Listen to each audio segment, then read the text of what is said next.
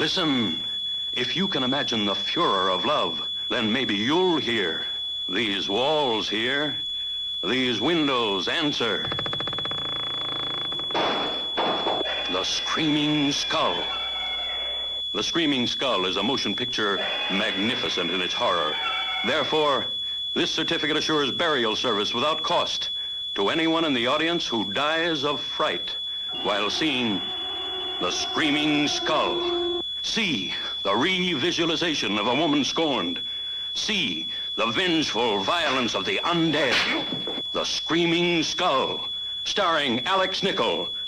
See Terror from the year 5000 and The Screaming Skull.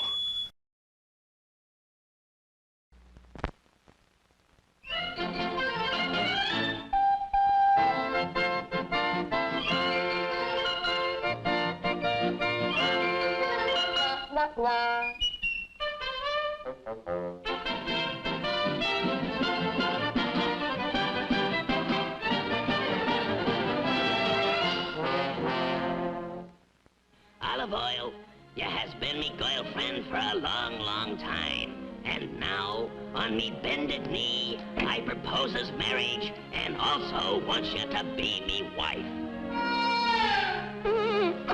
Popeye, I accept your... Olive, I also want your hand in marriage. Oh, dear. I guess I'll just have to choose one of you boys. Eeny, meeny, miny, moe. I shall choose this here bow. Me? Yippee! Popeye, you come back at 3 o'clock and I'll be all dressed up for the wedding. You win, Popeye. Congratulations, old pal. Best man won. Gee, thanks, Bluto.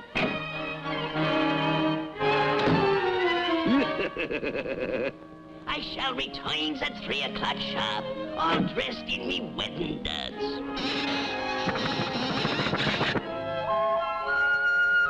See you later, Popeye.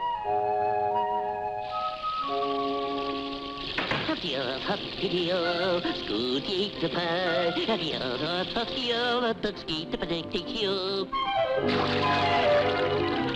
Patty-doo, ski-doo-doo, scooter-up-up-dee-dee-dee-dee-dee-dee-dee-dee, get-up-dee-doo-doo,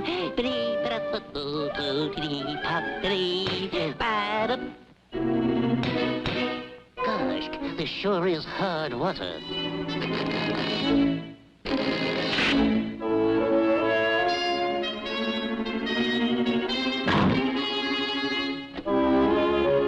I think's just a pinch ought to do the trick.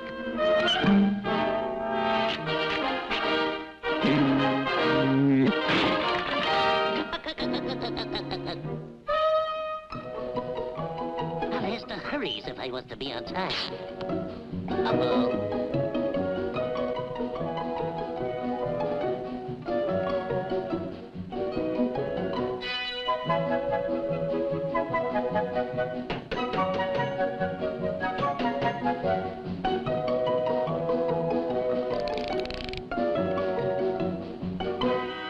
Yipe! I'm nearly late.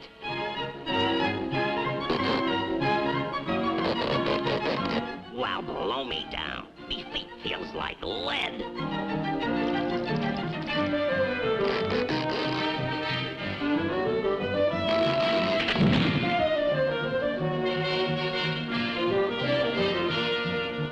Everything happens on me wedding day.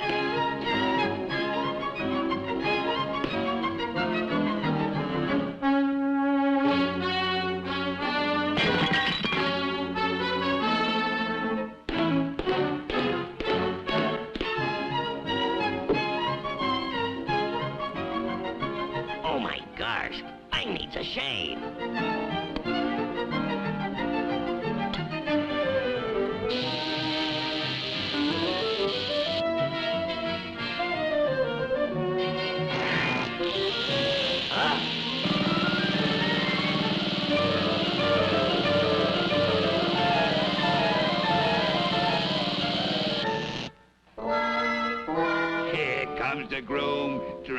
like a goon.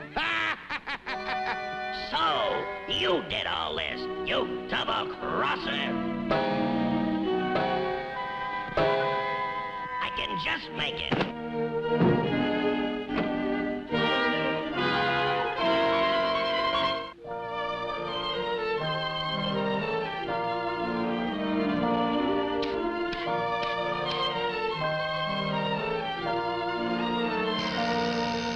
Oh, that must be Popeye. Come on, Olive. I'm all ready for the wedding. Popeye, is this your idea of a joke? Getting married in a barrel?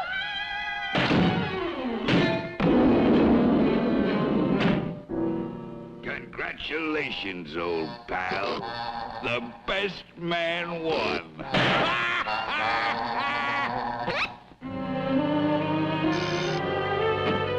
Oh, hello, Bluto. Olive, I just happened by and was hoping you changed your mind.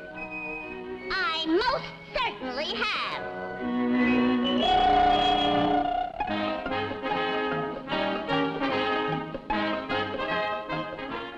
And now, do you, Bluto, promise that you will wash the windows, paint the house, mop the floors, obey your spouse, do the laundry, feed the cat, mow the lawn, and stuff like that? Give up smoking, never chew, pay your bills before they're due, never argue, never roam, spend a single night at home? No, that's not for me. Come back, you coward!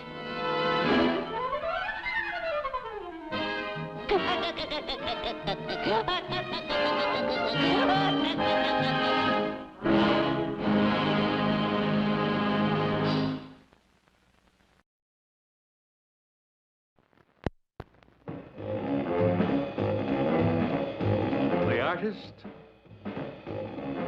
the poet, the figure model who loves to show it.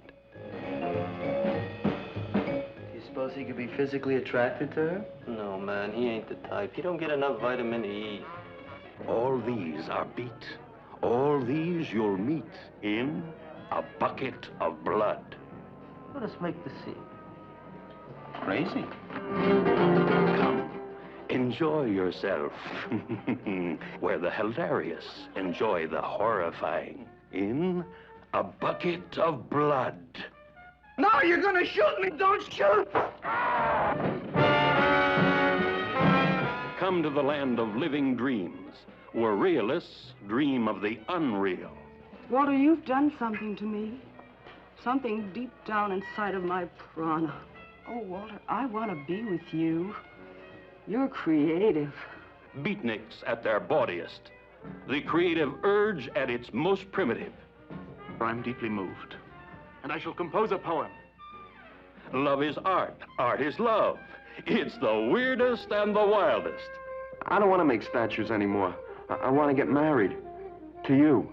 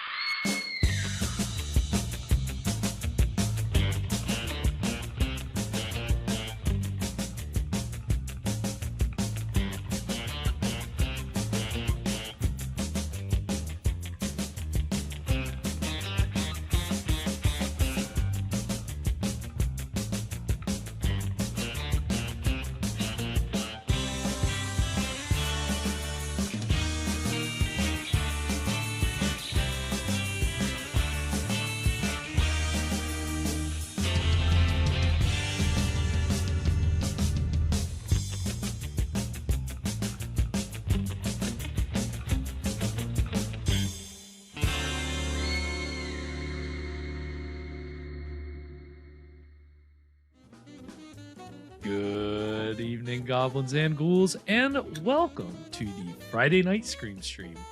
I'm your host, Spakenstein, joined as always by my very good friend, Mr. Evan Sink. Good evening. How are we doing tonight, Evan? Swell. Good. We're Thanks back. for having me and having everybody. Well, I mean, we're happy to have you. We're happy to be here. We weren't gonna be on YouTube, possibly. Yeah, we're pretty happy to be here. As a matter of fact, we are thankful to be with you tonight on YouTube and Twitch, as always, but YouTube especially. And as Kathy in the chat acknowledged, Yes. Thank you, Kathy. We are also glad because, again, we are a public domain show. We show public domain things, but sometimes the powers that be behind the content ID they're just kind of automatic. They don't really say, hey, yeah, public domain. They just claim, boom, you're down. But sometimes the appeal system works, and in this case it did. So here we are for the second installment of The Summer of Schlock Returns. We are back at it. We got off to a rip-roaring start last week with the season 10 premiere, which was one of the most incompetently made films we've probably seen on this show before, and that was, of course, The Beast of Yucca Flats. Yeah, it's entertaining for its own reasons. But... Right, you can't even necessarily qualify it as so bad it's good. It's like so bad it's bad. It's just not a very good movie. I mean, again, the shortcuts that the filmmakers made just they're equal parts enthralling and frustrating. So it's worth the watch if you haven't seen it. It was a great way to start the season, and so we're keeping it going with just another really schlocky, definitely indie effort. And tonight's film is really kind of a little bit more pop. Tonight's film's a little different, and so I'm excited for it. So welcome everybody. I hope everybody's had a good week so far. It's time to relax if you've been a little stressful, if you've been busy. I've been busy this past week. But this is already summer's a busy time. It is, right? Summer is my busy season, and I wouldn't have it any other way. I run around and just constantly getting into something. TCOB. Always. That's my motto every summer. So doing it right for the summer, and hopefully this movie will be just what you ordered. If you're still looking to get into the summer feel, because we're taking a little trip down south to Florida. So get ready to, I hope you brought your new swim trunks, and I see Evan's got himself a nice Hawaiian on. Is it a Hawaiian? It's a Hawaiian. It's a Hawaiian. So that's perfect for Florida. Yeah. That's, I'm retiring early. Right, exactly. Evan's a snowbird. He, he's here during the summer, and then during his winters, he actually spends them in Florida. You wouldn't know it from how he produced the show, but Evan's, it's just the magic of streaming technology. Right. We're state of the art over here. But this is a regional horror film from Florida entitled Honeymoon of Horror from 1964.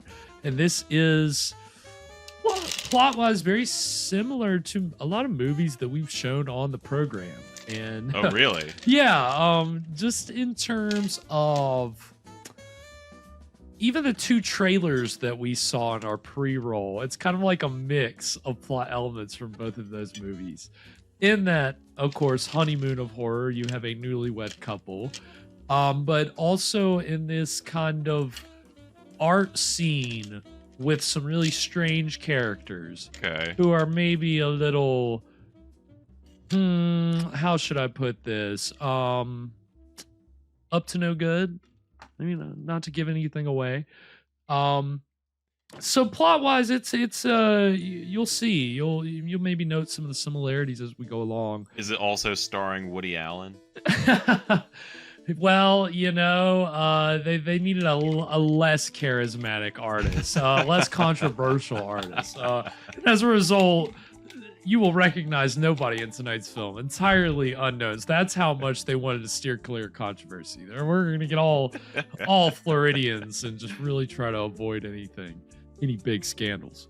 It's interesting. It got an interesting backstory. What I could find, there's not a lot of information out there on this movie, so I've got some stuff and just kind of, also tonight going to be talking broadly about regional films, especially in horror films, especially in Florida, out of Florida in the 60s and 70s, because that was a whole scene. So we're going to get into that whole scene tonight as we enjoy this movie. And always, Evan brings us a delicious cocktail to enjoy with the movie in a little segment which this season Evan calls... What time is it? It's Schlocktail hour. Bing! Bing! And tonight's Schlocktail is another original. For Schlocktail summer, that's what I'm trying to do. All originals, all just out there, throwing some stuff at the wall, seeing what sticks, and what I've cooked up tonight. He's been very diabolical. I'm calling this one the Wedding Night. So we're on a honeymoon, and weddings and honeymoons, they're how do you put that in a glass is kind of what I've been thinking about this week. And so my first thought was, well, wedding, champagne. But naturally, a honeymoon is that's a pretty sweet time, but it's also a pretty spicy time. So that's what I was trying to shoot for with this cocktail. So what I've come up with is champagne, creme de cacao, simple syrup, and cayenne pepper. Ooh. So this one gonna be a little bit more of a stretch, maybe. I don't know if this one's gonna be good or not. Well, last week's really took me by surprise. We're just here to even out the average, I think. But we're gonna try it. I'm excited. I think you had a winner last week, so I think you probably whipped up another winner. I know you've Well, thank you, Garrett, for being so optimistic. Well, I was not optimistic about last week's cocktail, and you proved me wrong, because it was delicious. So I'm excited. I just love that, the summer gives you the opportunity to really get crazy with it. Yeah, because we're trying to do some flavor combinations that you wouldn't really think to do otherwise. Okay, Kathy, that's interesting. So maybe a little. I think maybe Evan's on the right track with his pairing tonight. I'm excited.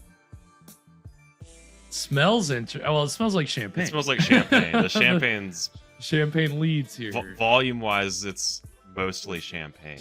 Just wait from the kick from that pepper, though. Woo. Yeah. Well, all right.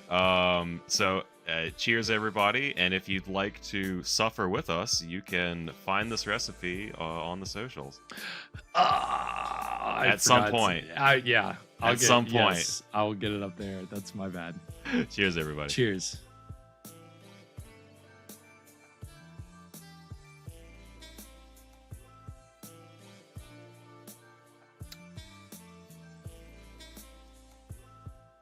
It's delicious. Son of a gun. That's actually really delicious. Good. Son of a gun.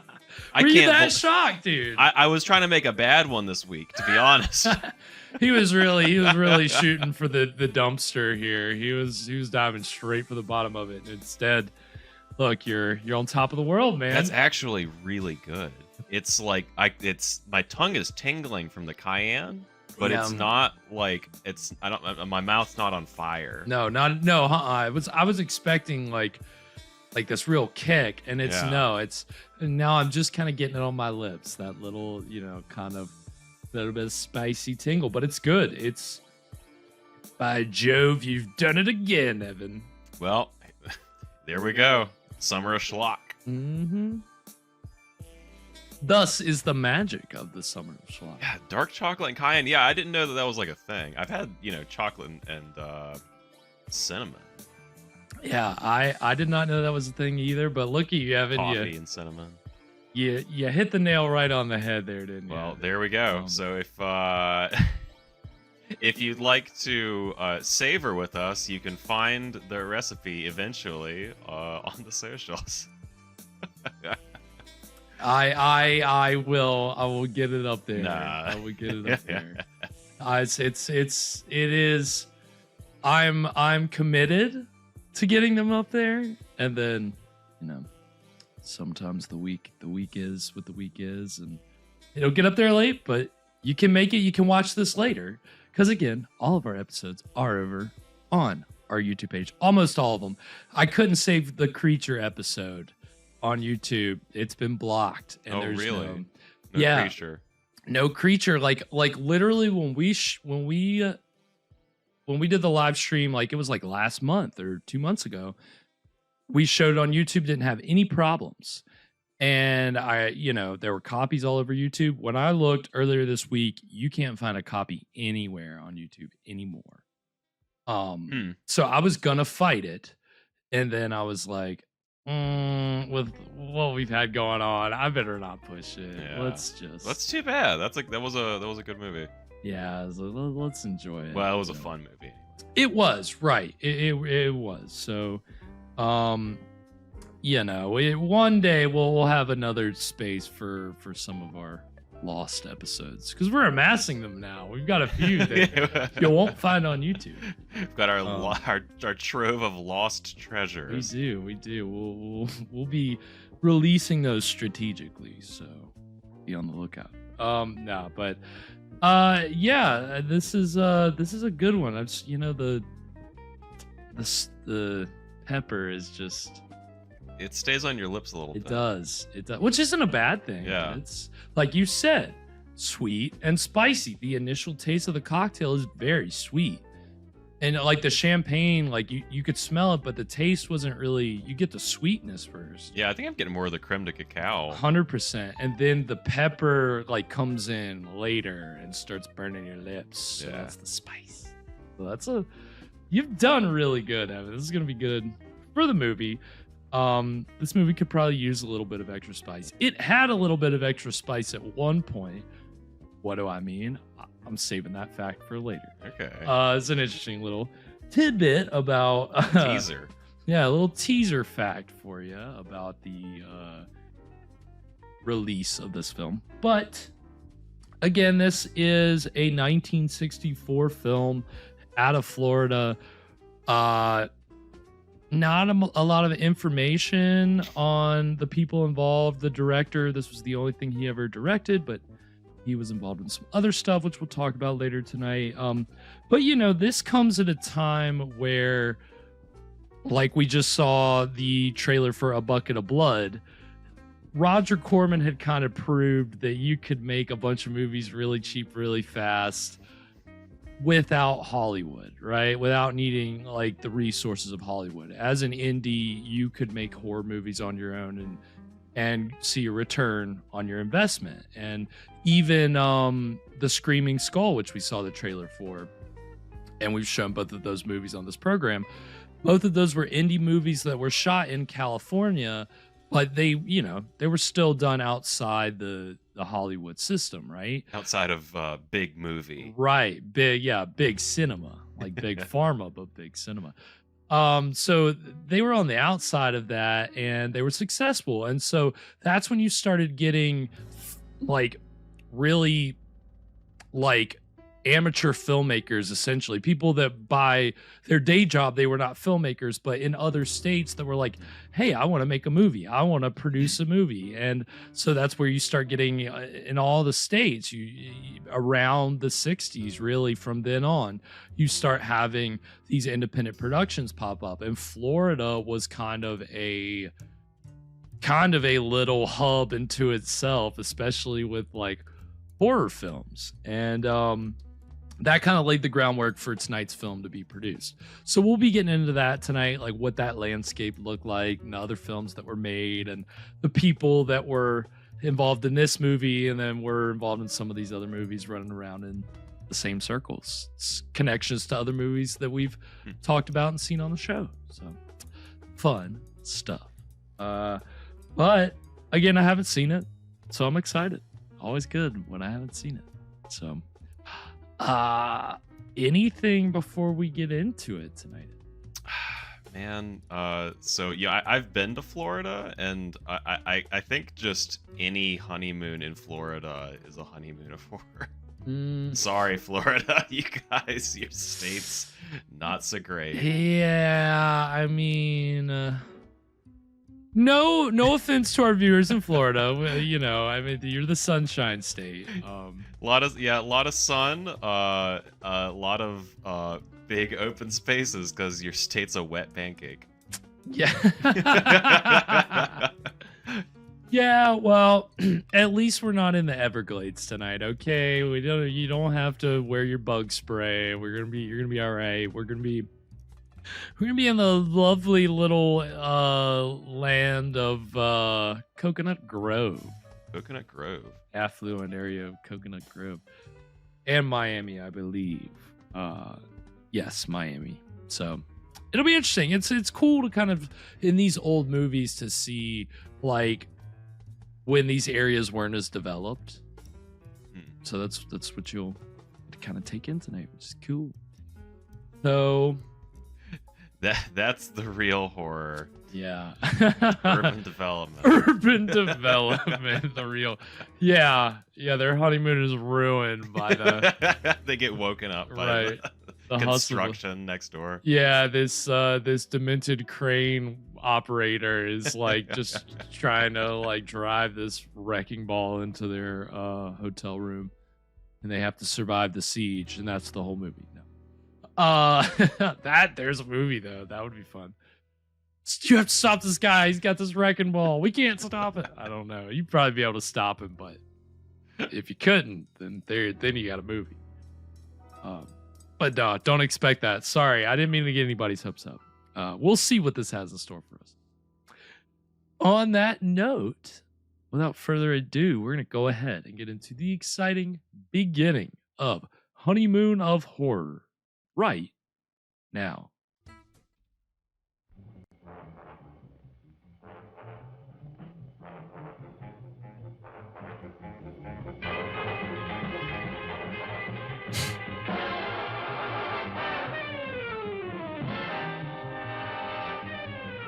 Just get right into it.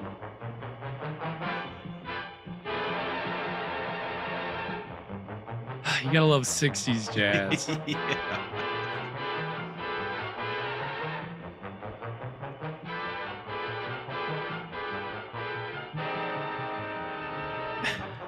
A lot of cars. Is she... Was she on the road? Was she beside the road? I don't... Manos? Please tell me Torgo's in this one. I wish. We should have some interesting characters. Maybe not quite as impressionable as Torgo, but there's a guy named Snuffy, so that's got to count for something. He's got to be good. And Reuben Gooberman. Reuben Gooberman.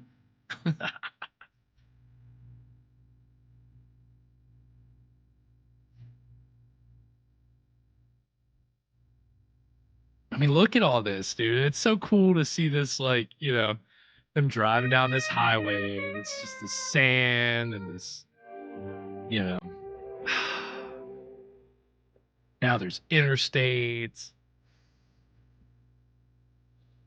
Barron Snack Bar, Miami Beach, Florida.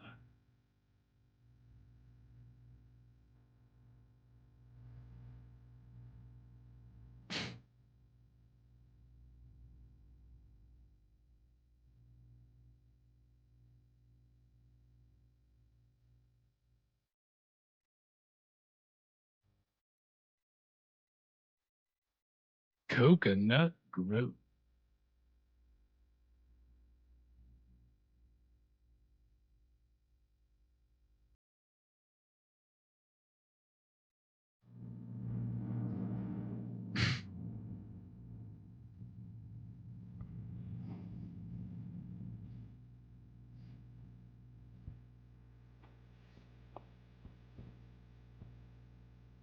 Keep that zoom going. Keep it going. Don't stop. Don't stop.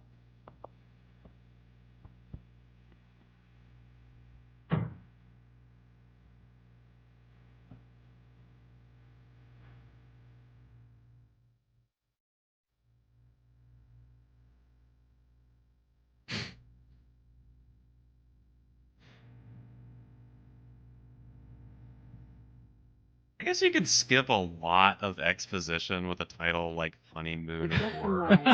Yeah. So sweet and formal. Like, there's our Even in couple. my dreams, I Yeah, they hadn't pull felt up. such We know wonderful what's going on. place. For me, it was a stairway to heaven, and Emil's eyes were filled with stars. Oh!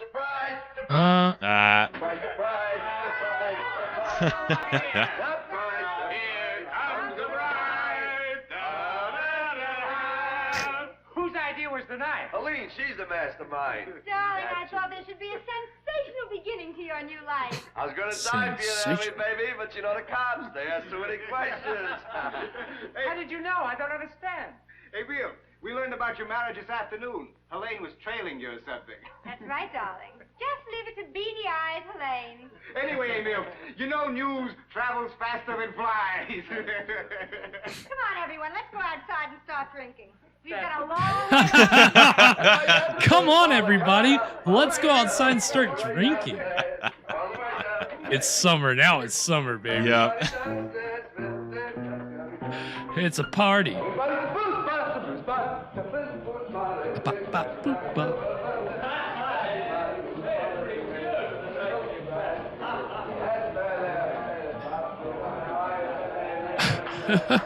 Everyone, this is my wife, Lily. Lily, these are my lunatic friends. Nice. Darling, you know formality is the word around here. I've a toast all prepared for the occasion.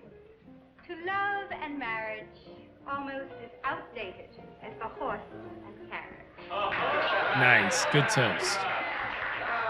It rhymes, so I it's... sent my brother on a 2 weeks vacation to get him away from women, and he comes back with a goddess. An angel. All right, an angel. You see, Lily, each artist interprets things in their own way. Now, for me, if I made a statue of you, you'd become a goddess. For Emil, you'd be an angel. Lily, this is my brother, Max. Max and I are almost like Siamese twins, but he's the better educated one, you'll see. He speaks English perfectly.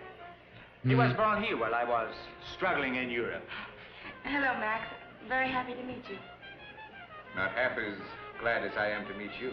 Enid! Back way, hot stuff here. Let me look at her. Yes.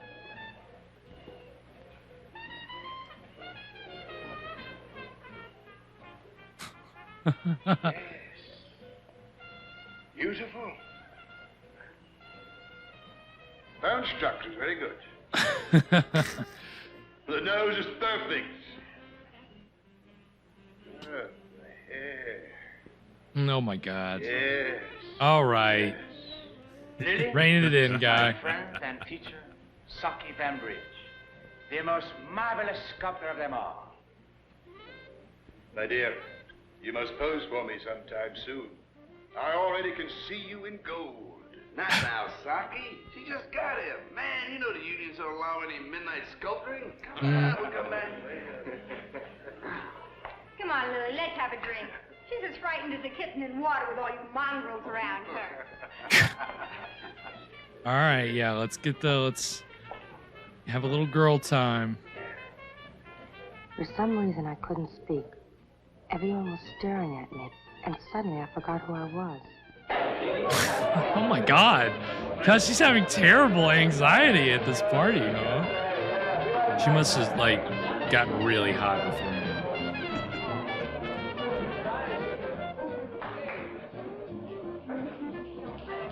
What is that?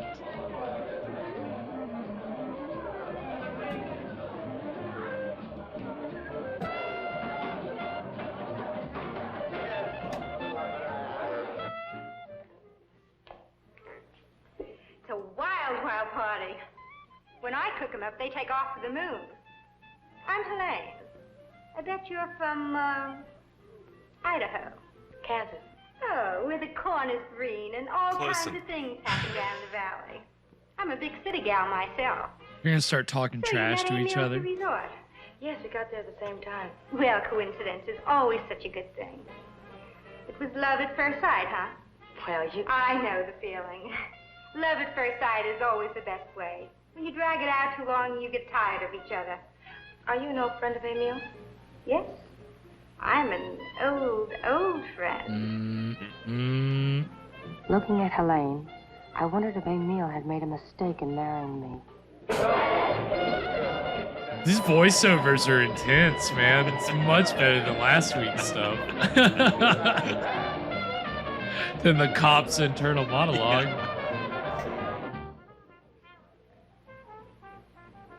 So this is you.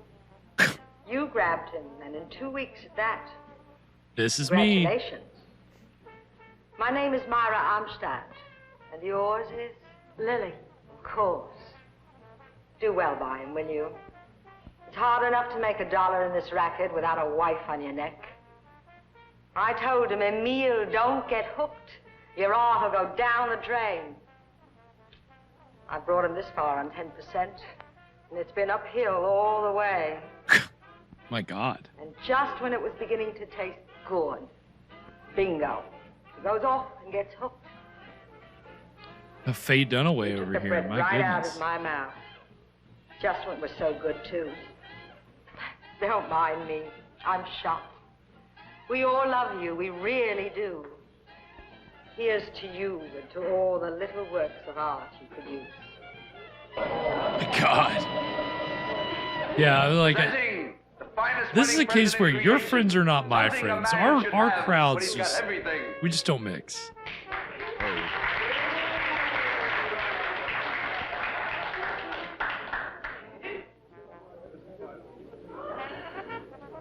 Wild.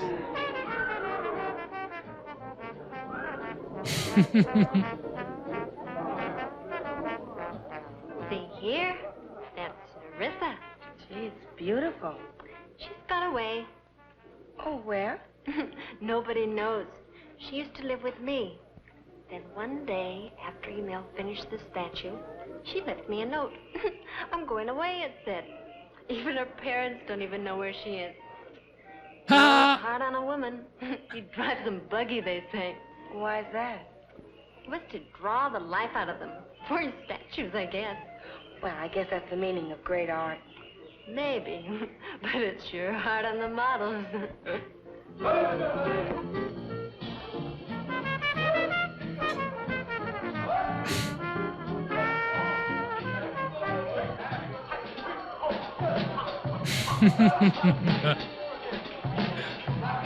Oh, here we go. This is what Dog Star's talking about. You know, in your 60s movies, you'll spend about 10 minutes on a little, you know, a little cheesecake, a little, you know. Doing a little navel gazing. Right.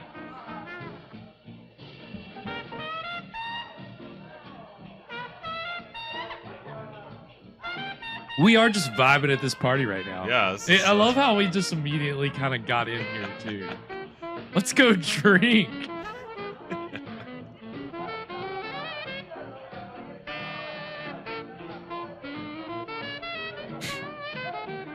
Party for 10 more minutes. Don't do anything. No plot. Let's just keep doing this. Nice.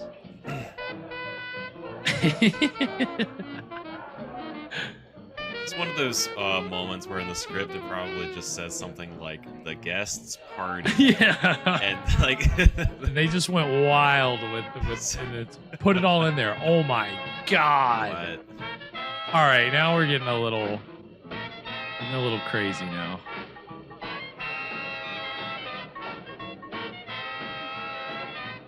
Don't worry, Evan. I won't turn your martini glasses on their side like that. Oh my God. Party's really winding down, huh?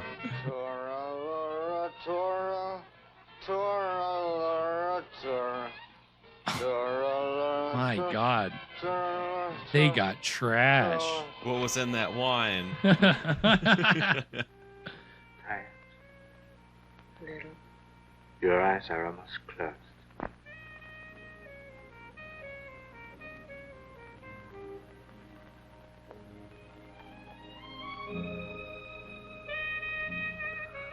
I wanted to hold you all night. I missed you. Same here. I think I'm a little drunk. I haven't been to many parties. It's not like this one. There won't be many more like it. I'm giving up my old ways. I hardly know you, Emil. But I know you. Why you stare? Because I'm a simple thing. No, you're not. And you're a complicated thing. No, I'm not that either. I'm not a thing. I'll be better. I promise. But Oh, I love you. I couldn't ask for anything better than that. Could I? I hope not. How well do you know Elaine? Fairly well. She lives just down the street. We all live near each other. We use my place as a studio, and everybody has a key. That's how they could get in so easily tonight. We're one big, happy family. God, Many I houses. don't know if I want to live in that Spends money neighborhood. mostly. Her husband died, left her a fortune. And those other women? Larissa and Michelle? You're just full of questions, aren't you? Yes. Because suddenly I feel all alone.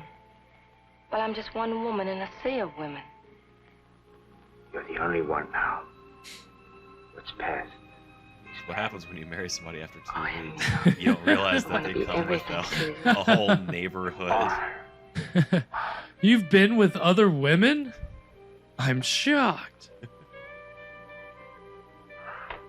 We'll dance on stars together, won't we, darling? Yes. Then string them all together on a golden chain. He's also got to be Make at it least next 15 just years her senior.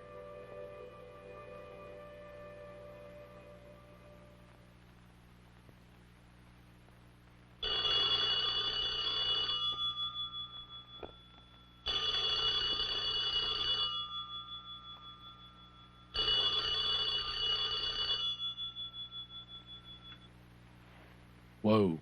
Hello? Hello?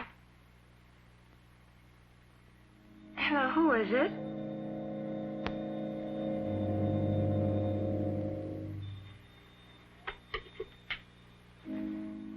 Emil? Emil, where are you? Emil? Emil? She just now realized she's in a strange house with a strange man. Her Did husband. Madam call? Who are you? Hajmir Dalali. What are you doing here? I live here. Live here? Madam is no doubt confused. I am Hajmir Dalali, servant of the house. I have been with the master for 6 years now. And you, madam? Star, she is just hungry. Who are you? Well, I'm Emil's wife. 1,000 pardons, madam. I did not know. I have been away. The master was not due back until tomorrow. So I took the opportunity to enjoy the pleasures of the American countryside. Where is Emil This is now? Torgo. The master sometimes goes out at night, madam. The master, yeah, he is Torgo. It is one of his peculiarities. He becomes inspired at odd times. And when he does, he must go to his work. Where is that? Madam must not disturb the master while he is working. That is forbidden. I'm his wife. I must detain you, madam. It would not be for your good, nor his. Please to remain here. You have no right to tell me what to do. You are correct, madam. When I was upstairs before, I got a telephone call, and when I answered it, they hung up. Would you know anything about that? No. No. I know nothing. What name do you go by? I have many names, madam. But I answer best to Hajmir. Do you always stand there like that? Hajmir? Yes, madam. All night? Yes, madam. Whoa. Yeah, it's like Torgo if he wasn't tripping on LSD. Is madam awake? Do you always walk in on people like that? Forgive me, madam. Yes, Adam. I took the liberty to prepare your bath. Oil of pomegranate. I trust you will find it refreshing. Also, there are perfumes from Italy, France, and the Orient. Powders from Kashmir and Istanbul. If madam would like the incense lighted to refresh the morning air. No, I don't think so. This is the best bath you've ever had. I have laid out towel and a robe. I trust you will find everything satisfactory. Man, he really wants her to take a bath, huh? Yeah.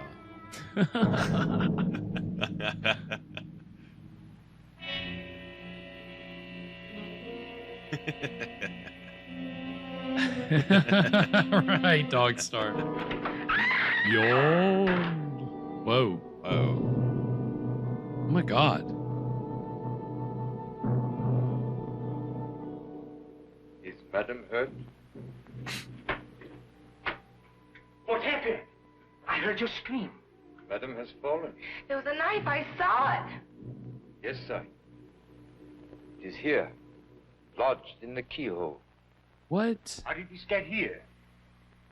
It is one of your small sculpting knives, Sahib. The one you misplaced that afternoon before you left. Of all the places to find it. Those people at the party last night, Sahib, must have done it as a joke. Although it seems a little extreme, even for them. No, I think it was an accident. A crazy Their idea accident. of a prank. But you are perfectly all right. Not a scratch on your very beautiful self. Are you still nervous? Yes. Come, we'll go for a swim. It'll relax you. What a crazy party, Emil. What a crazy party. I'm going to another one. See you later. All right. Oh, that Lucy's a crazy nut. I see you cleaned everything bright and early, Hashmir. But you missed one. Yes, Sahib. Before the sun had opened its eye. Who is Hajmir? You saw him? He was I met right him there. in India on one of my tours. Seems Hajmir escaped from prison or the Black Hole of Calcutta or something like that. What was he there for? Murder. Murder? Oh, don't look so shocked. Everybody does it there just to pass the time of day. I'm sure he had a good reason. Did what? Put the knife in the door. Oh, no. He's absolutely faithful. I trust him with my life. He's quite intelligent, you know. That sculpture piece, for instance. That's his idea. For Hajmir, the circle represents God, the one supreme being. It's part of his Indian philosophy of life. Breakfast is served, son. Oh, thank you, Hajmir. Yeah, dog star. I think he's definitely on something. Hey, let me go. Some kind of uppers. Thank you.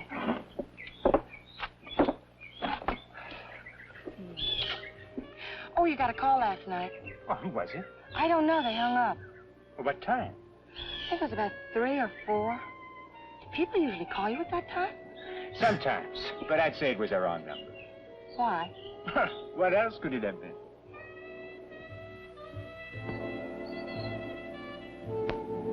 Uh-oh. So it's a little funny she's getting hung up on this phone call. Yeah. That kind of thing just happens all the time Right. nowadays. Hey, who do you think that was? Who do you think that was that called the phone that one time at 3 a.m.?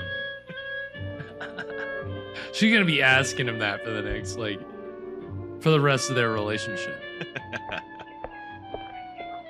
The rest of their marriage. Hajmir. Nice. Just what I need. You never forget, do you? Good morning, everyone. What the? Pardon my appearance. It's not the latest.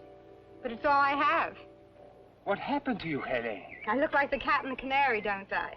Well, you drunk again? Like a fish. One of your all-night parties. No, baby, honest.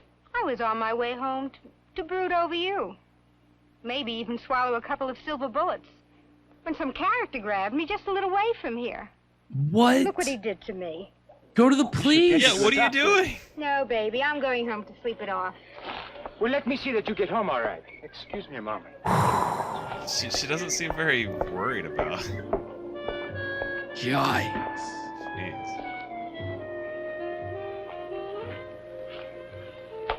Let's not stop here, Helene.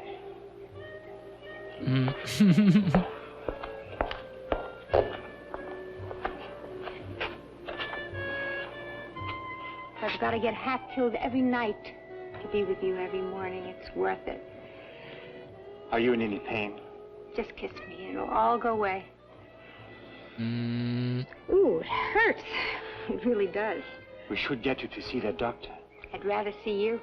Oh, Helene, this is silly. You shouldn't come here like this. But I didn't know where to turn. You know I always think of you first. Besides, I didn't want to go back to that sad house all by myself. I know. But I don't want to hurt you. I know, baby. But I'm married now. That's what my two big eyes tell me. My baby is married away so nice and sweet. So you see it's impossible. I don't believe that. Because what there was between us is still there. Too many days and too many nights. Too many sweet words that water won't wash away. Helene, don't be difficult, please. It's tough enough as it is. We're going to get together again, baby. You'll see. I'll find a way. And that is gonna take us to our first break. That was our first third of Honeymoon of Horror. What do we think so far, Evan? Man, what a honeymoon this is.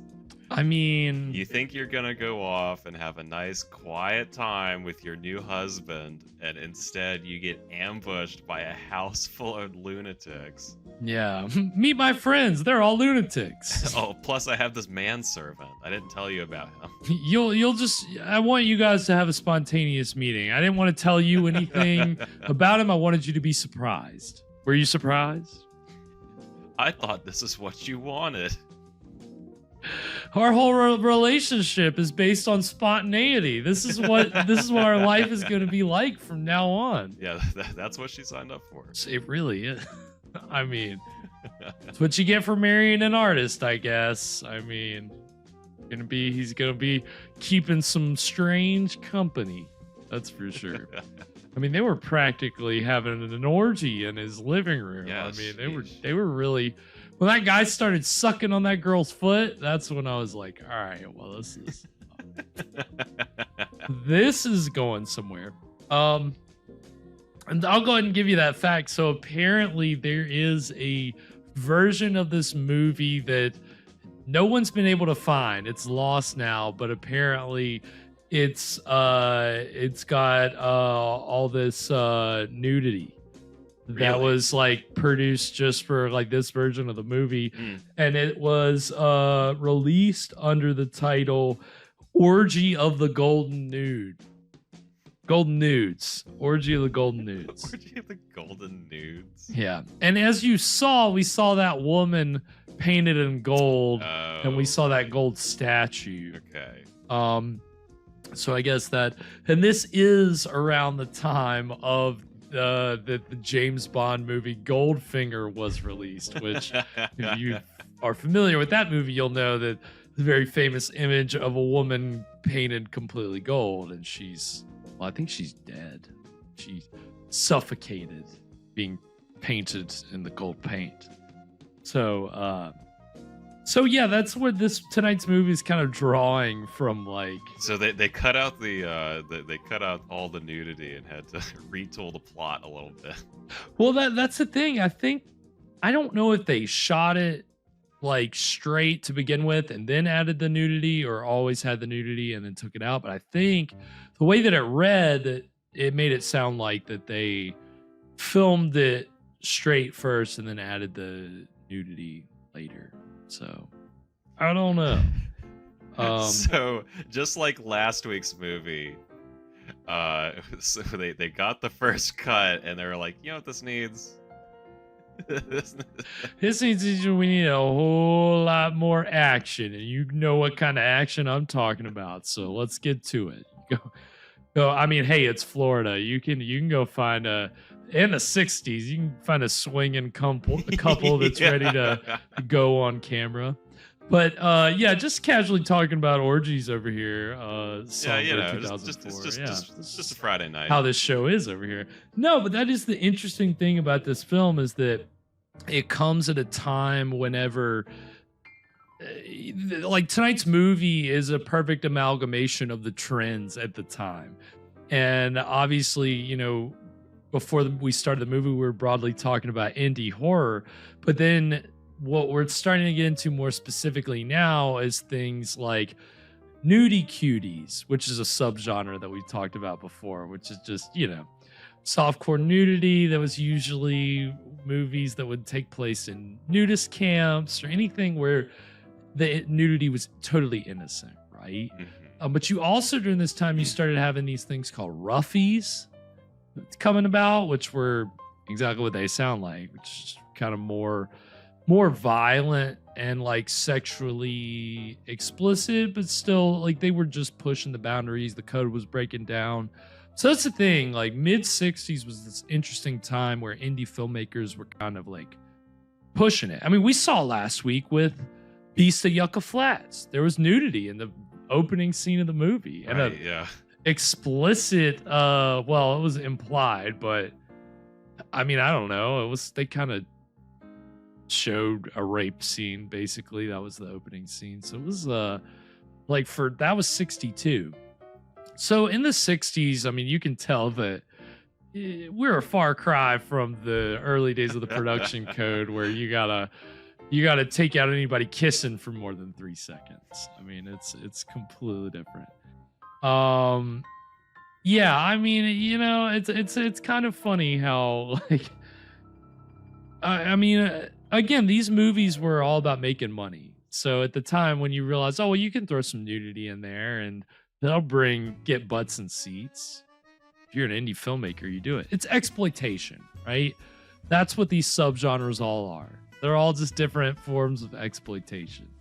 Horror, sex, these are all things that you can exploit. They sell. So that's like a lot of the movies that you have being made in Florida.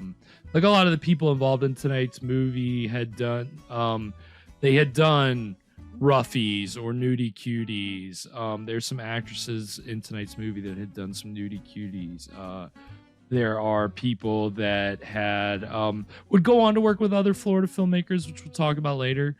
But you really had this whole Florida movement kicked off in the year before tonight's movie came out in 63 with a little movie entitled Blood Feast, which was directed by Herschel Gordon Lewis, and it was filmed in Florida. He wasn't from Florida. I don't know how he and his business partner produced these 3 gore films. They ended up in Florida. Yeah, they ended up in Florida, and they basically created the splatter film.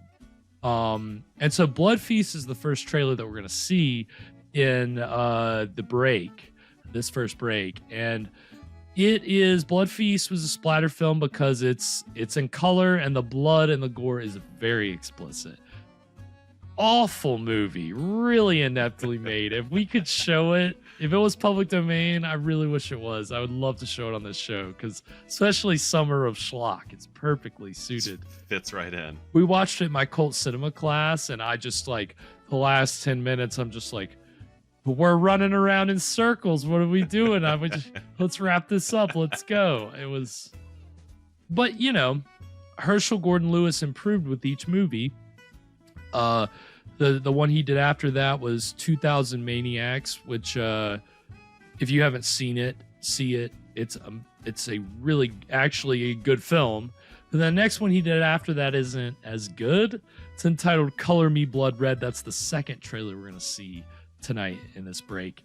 And Color Me Blood Red is It was actually filmed in Florida before tonight's movie, but I think it was released after. But the plot is, there's some similarities in here. There's this artist who is, in that one, he's in a troubled marriage and he's trying to save his career with these paintings, where he realizes that the perfect shade of red is made with human blood. Of right? course it is. Of course. So it's this murderous artist thing that tonight's movie, I don't know that the artist, I mean, obviously he's suspicious. Come on, we've seen enough of these newlywed couple movies where the husband is suspicious, i.e. Screaming Skull. Yeah, he's right? off doing stuff, and you're not allowed to bother him. Right, and it's and all this terrible stuff is happening to the wife, and it's like, yeah, where is he while this is going on? Well, you know why. So I don't know if that's how tonight's movie plays out, but obviously you see, like, it's drawing narrative elements from, movies like Screaming Skull or even Rebecca, which is like an antecedent to that, and then of course throwing in things like, like A Bucket of Blood, even that whole kind of making fun of this artist scene, right? Like counter culture, right? Kind of. Which, I mean, I guess that's kind of like what Songbird is saying. If you're throwing a bunch of nudity into your movie, then I mean that's tapping into the counterculture. Exactly. Yeah. No, it's spot on. That is like, again, exploitation to some degree is really trying to tap into what people are talking about, specifically like, young people in this day especially, and obviously explicit content got people's attention, and you could market that and you could do a whole campaign around that. Yeah. And who's exploiting who here? Right. Yeah, seriously. And I mean, everybody's kind of exploiting everybody in this day. So yeah, these but you'll see in these two trailers, it's all about exploiting the gore and the blood, and that was Herschel Gordon Lewis for you. He was a man of many talents, but his movies kind of really, after that, the floodgates opened, and a lot of filmmakers in Florida started making all kinds of horror films. So we'll get into all that later, but we're going to get these two trailers, and then when we come back, we'll get into the exciting middle of Honeymoon of Horror. So stick around. We'll be right back. Ladies and gentlemen, you're about to witness some scenes from the next attraction to play this theater. This picture, truly one of the most unusual ever filmed, contains scenes which, under no circumstances, should be viewed by anyone with a heart condition or anyone who is easily upset. We urgently recommend that if you are such a person or the parent of a young or impressionable child now in attendance, that you and the child leave the auditorium for the next 90 seconds.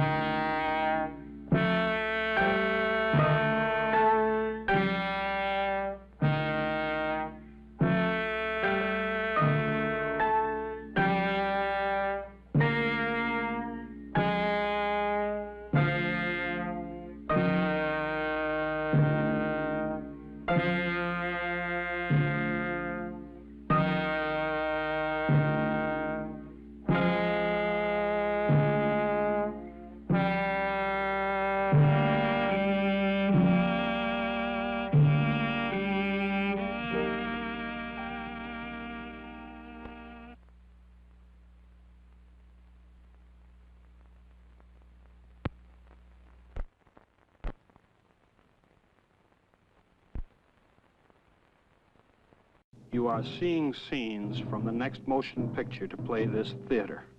A motion picture in which you dare not become too involved. You must keep reminding yourself, it's just a movie. It's just a movie. It's just a movie. It is not for the eyes and ears of anyone under 16 years of age. Color me blood red. Fiendish is the word for it. Color me blood red. This is Adam, and this is a story of Adam and evil. This is a film drenched in crimson, a blood-spattered study in the macabre. Color me blood red. You must keep reminding yourself, it's just a movie. It's just a movie. It's just a movie. Color me blood red. It will leave you aghast. Color me blood red. Color me blood red.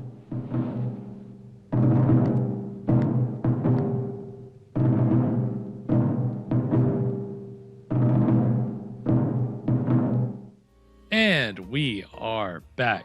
So those are trailers for Blood Feast and Color Me Blood Red. And yeah, isn't that I am fun? aghast. Isn't it fun to say? Well, it was macabre, Evan. It was very macabre. So macabre. So macabre.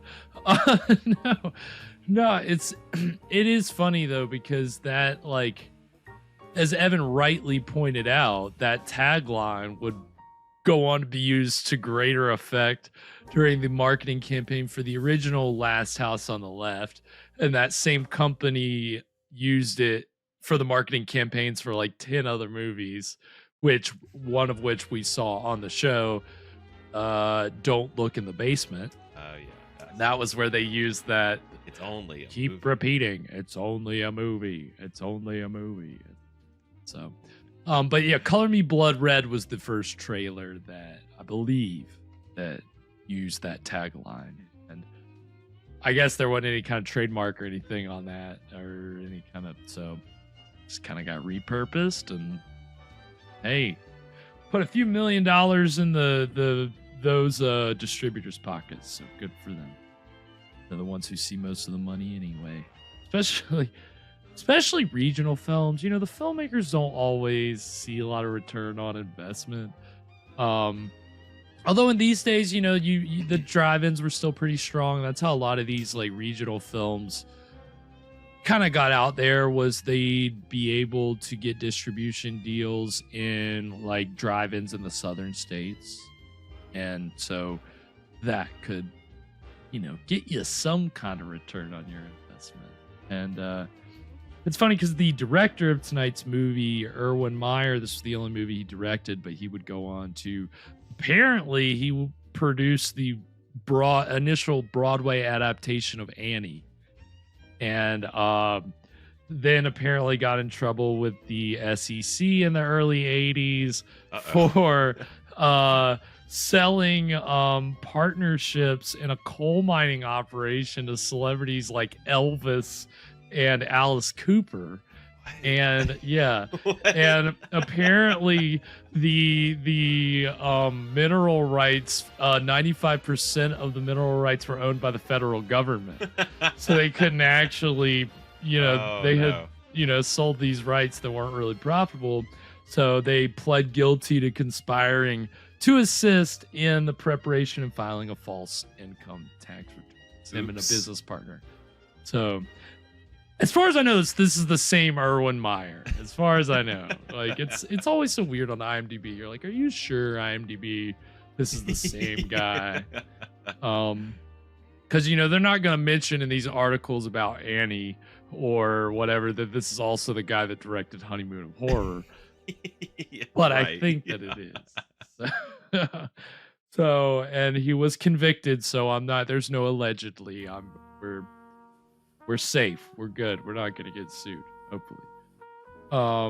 But yeah, so it's funny. And he went on to produce some TV movies in the 90s.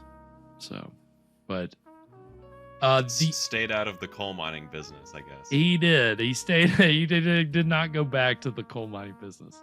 And he also, I mean, obviously, he was really the only person involved in this production that went to go do bigger things outside of Florida. A lot of the people involved would go on to be involved in other horror movie productions out of Florida over the next decade and a half. So, hey, Songbird, thank you. Appreciate the follow. But so they ended up being involved in other productions, which we'll talk about later in the show. But we're about to get into the exciting middle of Honeymoon of Horror, and what do we think, Evan? I mean, so this new husband, he's pretty suspicious, right? You've married a guy that you've only just met. You're on your honeymoon, and your husband is locking himself in the basement or his office or wherever he's at. He's got an Indian manservant, blocking all access. Right. You know what I think he's in there doing? Drawing up plans for Disney World. Ooh, okay, Florida. You think that they're getting the Epcot and the whole Disney's whole castle, all that jazz. Yeah, my goodness, this is prime time when they were planning that. I think that's what all this undeveloped land is that we're seeing. We're in Orlando, really. Of course. Yeah, that's what all these coked up lunatics are. It's the Imagineers. Yeah, of course. Yeah, these artists. Yeah, they're really Imagineers. That makes so much sense. That's the twist. It's gonna come later. Evan, you've cracked it. You figured it out. And yes, Songbird. It's funny because we're multi-streaming. We're on YouTube right now. We got a couple viewers there, and then you over on Twitch. We want to been on Twitch ever since the beginning, but it's been a little bit difficult to get a following over there, so tell your friends about us. Yeah, thanks for stopping in. Yeah, we do. We really appreciate you tuning in and follow. Everybody. Again, we love our audience. We love you guys. I mean, again, we are here watching a 50-plus-year-old movie, and we're having a good time. That's what this show is all about. So, anything else before we get into it, Evan? I think that was everything. All right, then without further ado, we're going to go ahead and get into the exciting middle of Honeymoon of Horror right now. Is this Narissa or isn't it? Whoa. All right. Let me see. It's a way to come back from a break. Looks like Narissa, but I can't be certain from the photograph. What do you say? You have any more pictures of her? Well, it's been a few months. I'd say a very good maybe. In fact, I think I'd say yes. You're going to have to give me a few more pictures to feel. Good. Good. You don't have any pictures of her feet, do you? Saki, you're a guest. He's a living, breathing Did you see how photograph from fast he Mexico, hopped right? up there? He's That's definitely right. on something. It's good to know Narissa's safe in Mexico. Her parents will be glad to hear that. And that hat, dude. For over a Oh month, my so they God. called me in to find out He what belongs in the You know, 90s. like, we're always glad to cooperate with the police, but, like that, like later. There he not goes. the police Is he a exactly, sir. beatnik? Private eye, as they say. We make our money by nosing He's around always on and the coming up move. with the right answers. You He mind if I use cannot your phone? I sit have to call still. my associate. Of course.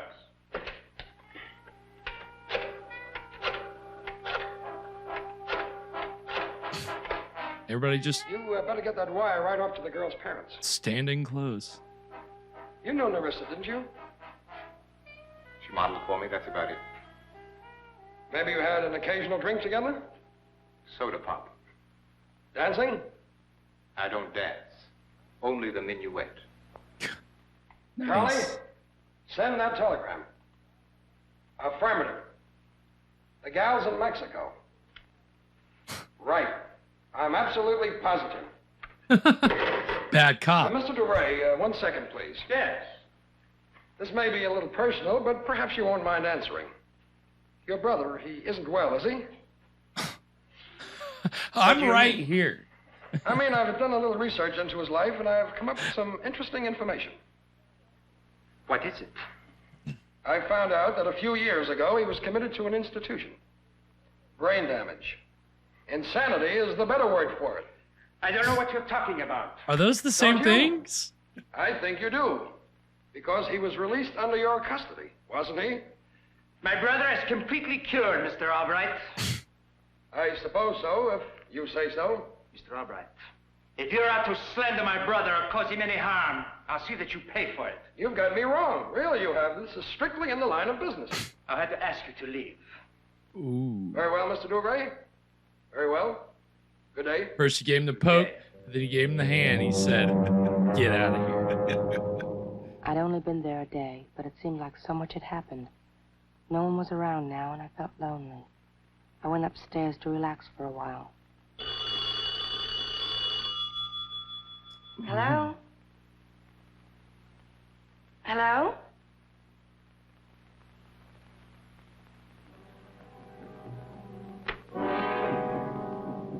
May I assist you, madam? Where were you? Could have been a good jump scare. Well, why didn't you answer the telephone? My feet do not have wings, madam. What took you so long to get here? I have my work. May I leave now, madam? Yes, Ajmer, go ahead. I didn't know what I was doing. I wasn't thinking straight. I just wasn't. I thought I'd started a new life with all my cares and worries behind me. Now things were more complicated than ever. I was so confused, I hardly knew what I was doing. My goodness. All kinds of turmoil. Emil? Who's there? I'm looking for Emil. Well, he isn't here right now. I think he's working. Oh, I'm sorry I disturbed you. Don't bother coming down. I'll come up. I don't know you. Yeah, you're not invited up. What are you doing? Don't come up. Oh, it's the brain-damaged brother. Now, let me see what you look like. I was half drunk last night. I couldn't see a thing. Oh. You're perfect. Yeah, I browned out last night. Emil's certainly done it again. Another beautiful woman. Well, what do you mean by that? No, I'm joking. Frankly, I'm pretty jealous of Emil having gotten someone like you. See, I'm the Lone Ranger type. A lot of talk, but no women. So, how you getting along with Emil? Fine. It's not easy, is it? Oh, it's easy as pie. But that pie is going to taste bitter. You'll find out. He'll drive you crazy. He has all the others. He's temperamental as a bug. And you? Solid as a rock. So when worst comes to worst... Yeah, you look solid I'll be as a around rock, with a good buddy. shoulder for you to cry on. Why doesn't anyone want him to be happy? You're taking me seriously again. Oh. What's this? It's a wedding present from Emil. Very fine work. Is it beautiful?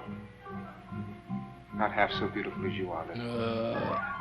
Oh, don't be afraid of me. I like you. I like you very much. I said to myself last night, now there's a woman I like very, very much. Your neck is so white, so beautiful. If you have to tell a woman, don't be afraid, you're already past the line. Anything you ever want, just feel free to call on me.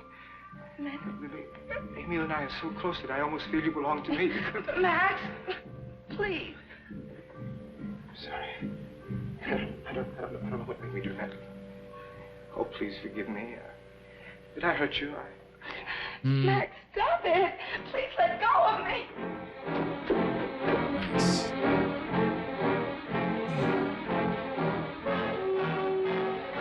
Pretty nice estate. I mean, again, a lot of property. Sure, all that's been torn down now. I mean, we're in Coconut Grove, okay? We ain't out in the Everglades.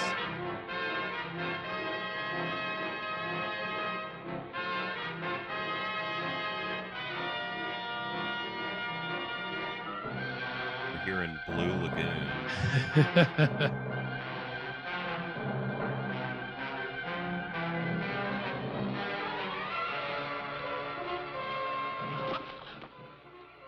Ow!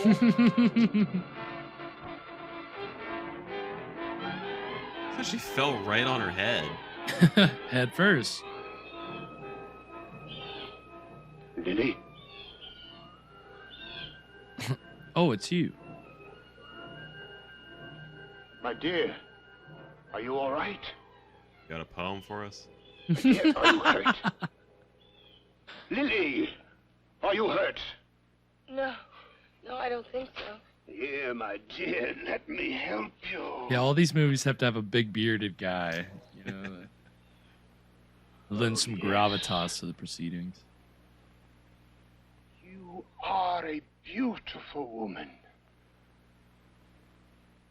I never forget a face, my dear. What are you doing here?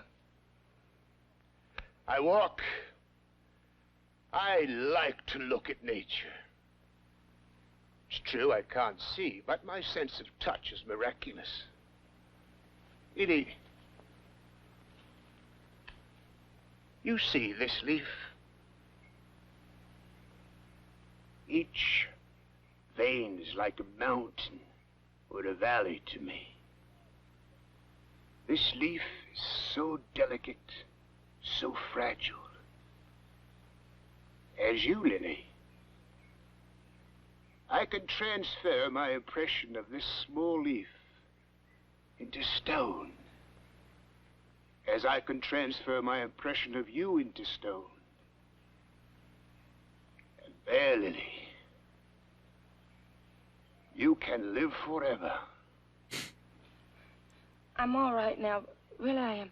I don't want to be turned into it's only stone, stone. thanks. I just tripped over that log back there. Please, I've got to get back now. Oh, no, that's much too far for you, my dear.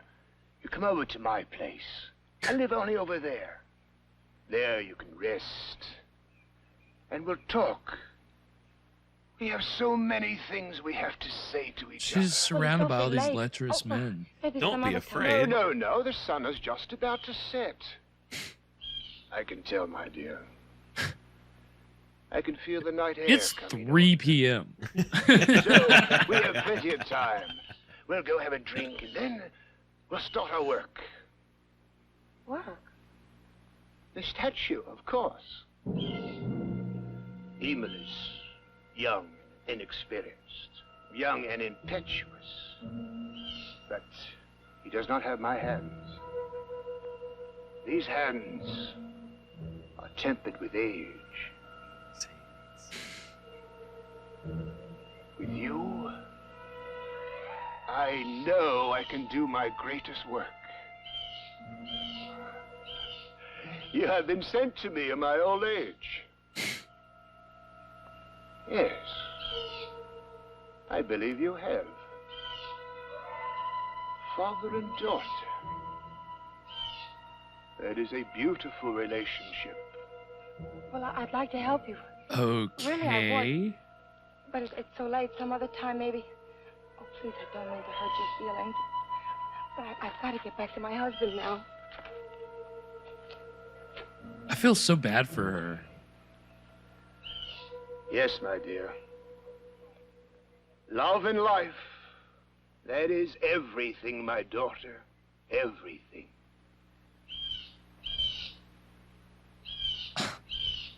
Yeah, I was expecting this to be like a monster movie, but From the cradle. It's more of a thriller.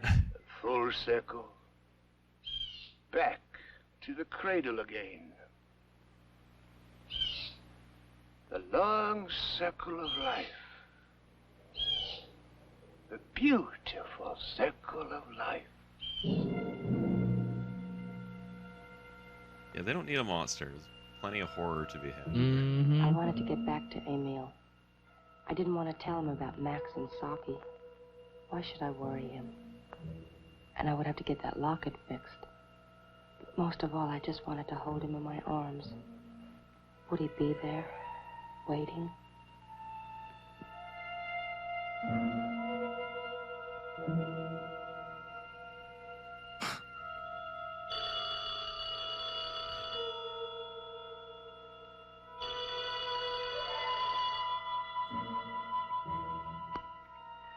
Hello?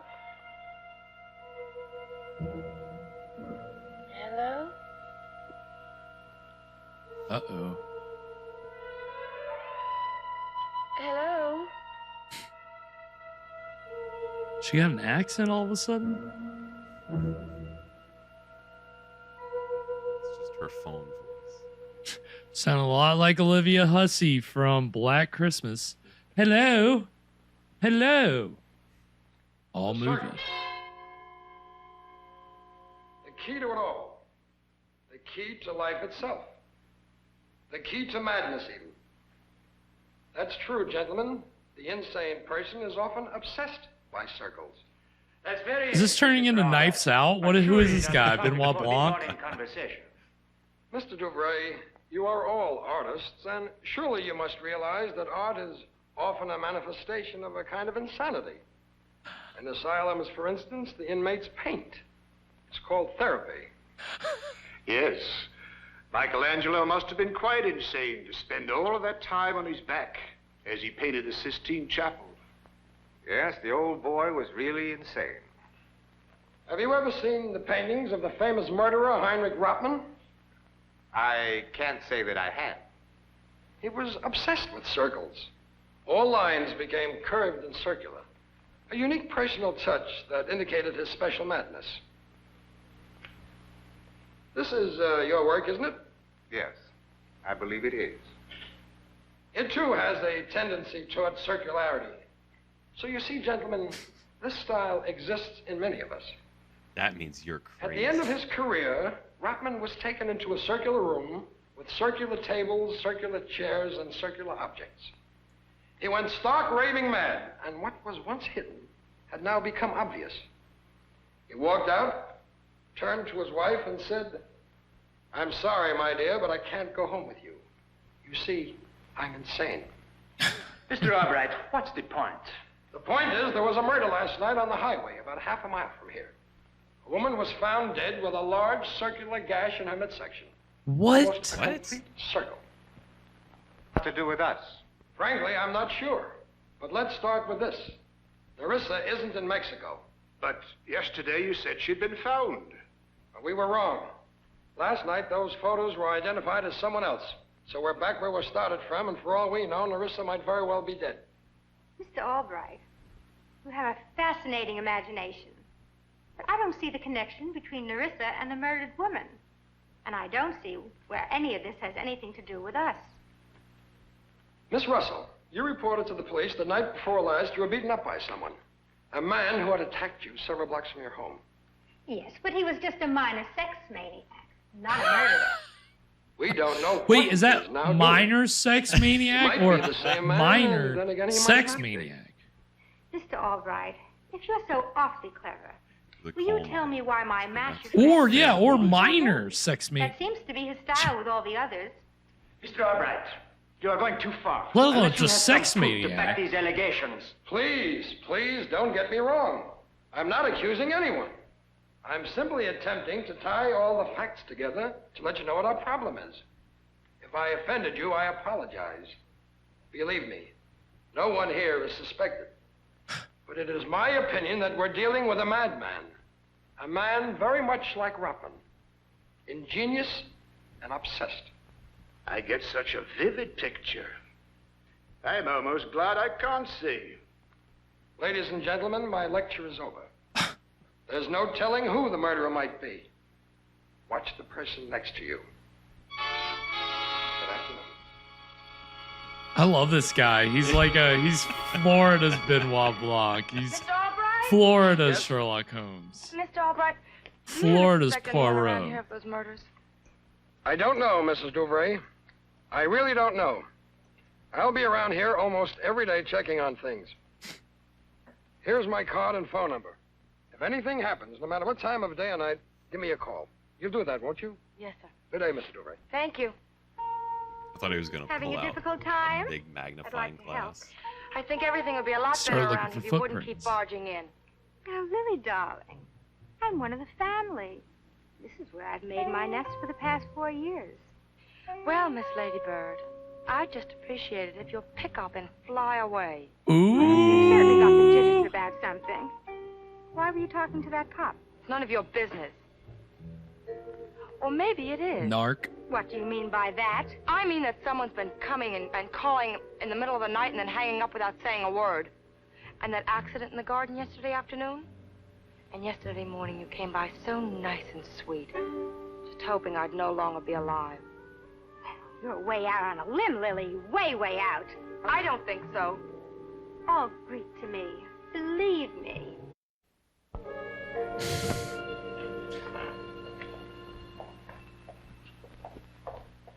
Hello, everybody.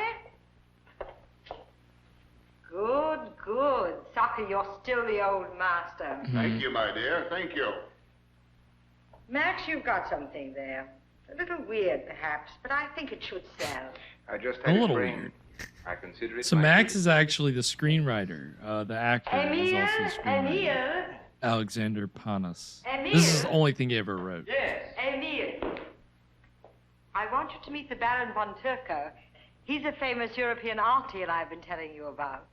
Yes, of course. It's an honor to meet you, Baron. It's my pleasure, Mr. Duvray. I've heard much about your work. You have a reputation in my country, you know. A good reputation. I'm glad. I didn't know you were familiar with my work. Only by reputation, sir. Only by reputation.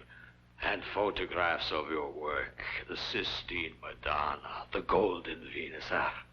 I look forward to seeing the originals. Very kind of you, Baron. But I know an artist is always That's too busy. perfectly all right. I can always No, wait. no. I want you to see the statue. Ah, Yeah, yes. it's just right It's here. just what I'd expected. I can't wait to see it. A masterpiece in every way. That's his best work. How do you do it? It almost seems to live. That's the secret to Emil's work. That's the secret to any masterpiece. I'll take it. That's $20,000. Isn't that a little steep? It'll be worth twice that in a year. Yes, but I'm buying it now. 5,000, perhaps 10,000, but not 20,000. Emil, don't sell it.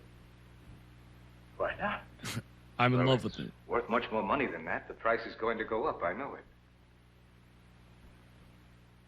You loved Marissa, didn't you? Of course I did. What's that got to do with it? Where is she, Max? I don't know. What's Mexico. love? Everybody says she's in Mexico. You were with gonna her that finish last it. night. You took her out. You were going to ask her to marry you. She said she didn't want me, and then she went somewhere. Just like that. Just like that. She got in a taxi and left. And where did you go? I don't know. Don't cross-examine me, Emil. I don't like it. Well, if I don't, somebody else will. You're in my custody. Remember that. I am being reasonable.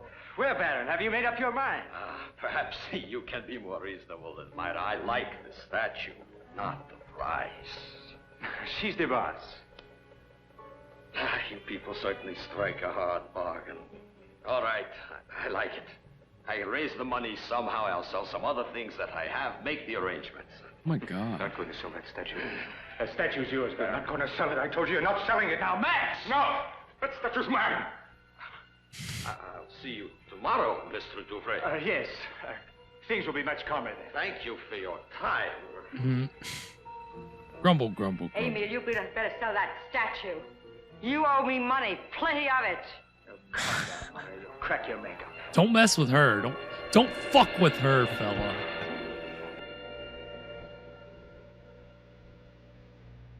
You're so beautiful by moonlight. What you said before, that's true for me too, isn't it, Emil? What's that? What's past is past. Both yours and mine. Please, that's the way I want it. We'll start all over again. A blank slate. For me, you're a work of art. Finished and complete. You had no past. Only Smooth now. talker. That's the way I feel. Oh, Emil, I want my life to be yours. You'll never leave me, will you? Oh, Lily. How could I? I would be leaving half myself.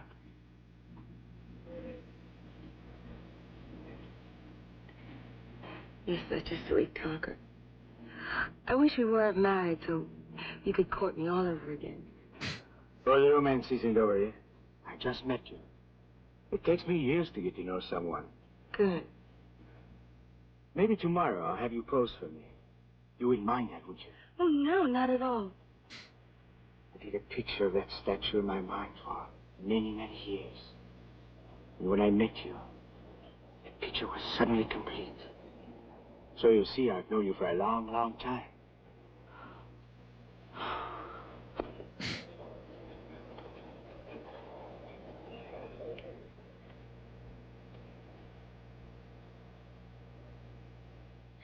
I feel like celebrating. Of course. Why didn't I think of that? I'll get some champagne. Okay. Champagne. Little creme de cacao, little cayenne pepper. Champagne wishes and caviar dreams. Oh, Emil, the wine is wonderful. Did I teach you?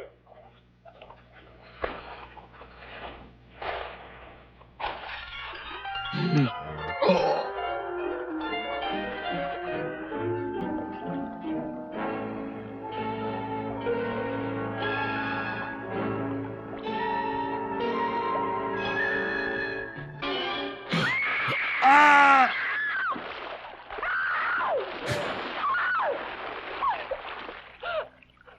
What is the matter, Sahib?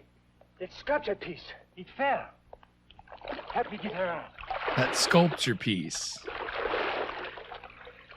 Undoubtedly, it was too heavy for the wire.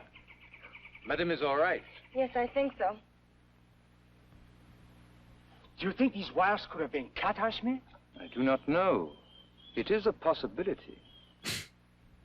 They could have been purposely worn away. It is difficult to tell, Sahib. We'll take them to the police in the morning. But you're certain you're all right? Yes, I was just dazed. Well, up to bed with you then. No more swimming? Not tonight. What? With that thing in the pool? Well, nothing else is gonna fall in the Oh, pool. Emil, I'm so frightened. Don't be. Everything's going to be all right, isn't it? Of course it is. Here's that phone again. Hello? They need to just put it on vibrate. Hello? Hello?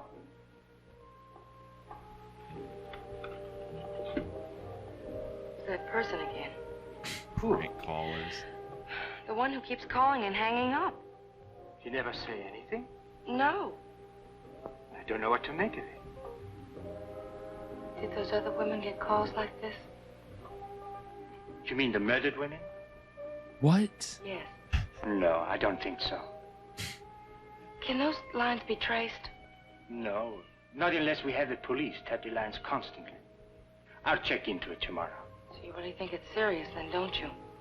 Oh, frankly, no. It's probably some practical joker.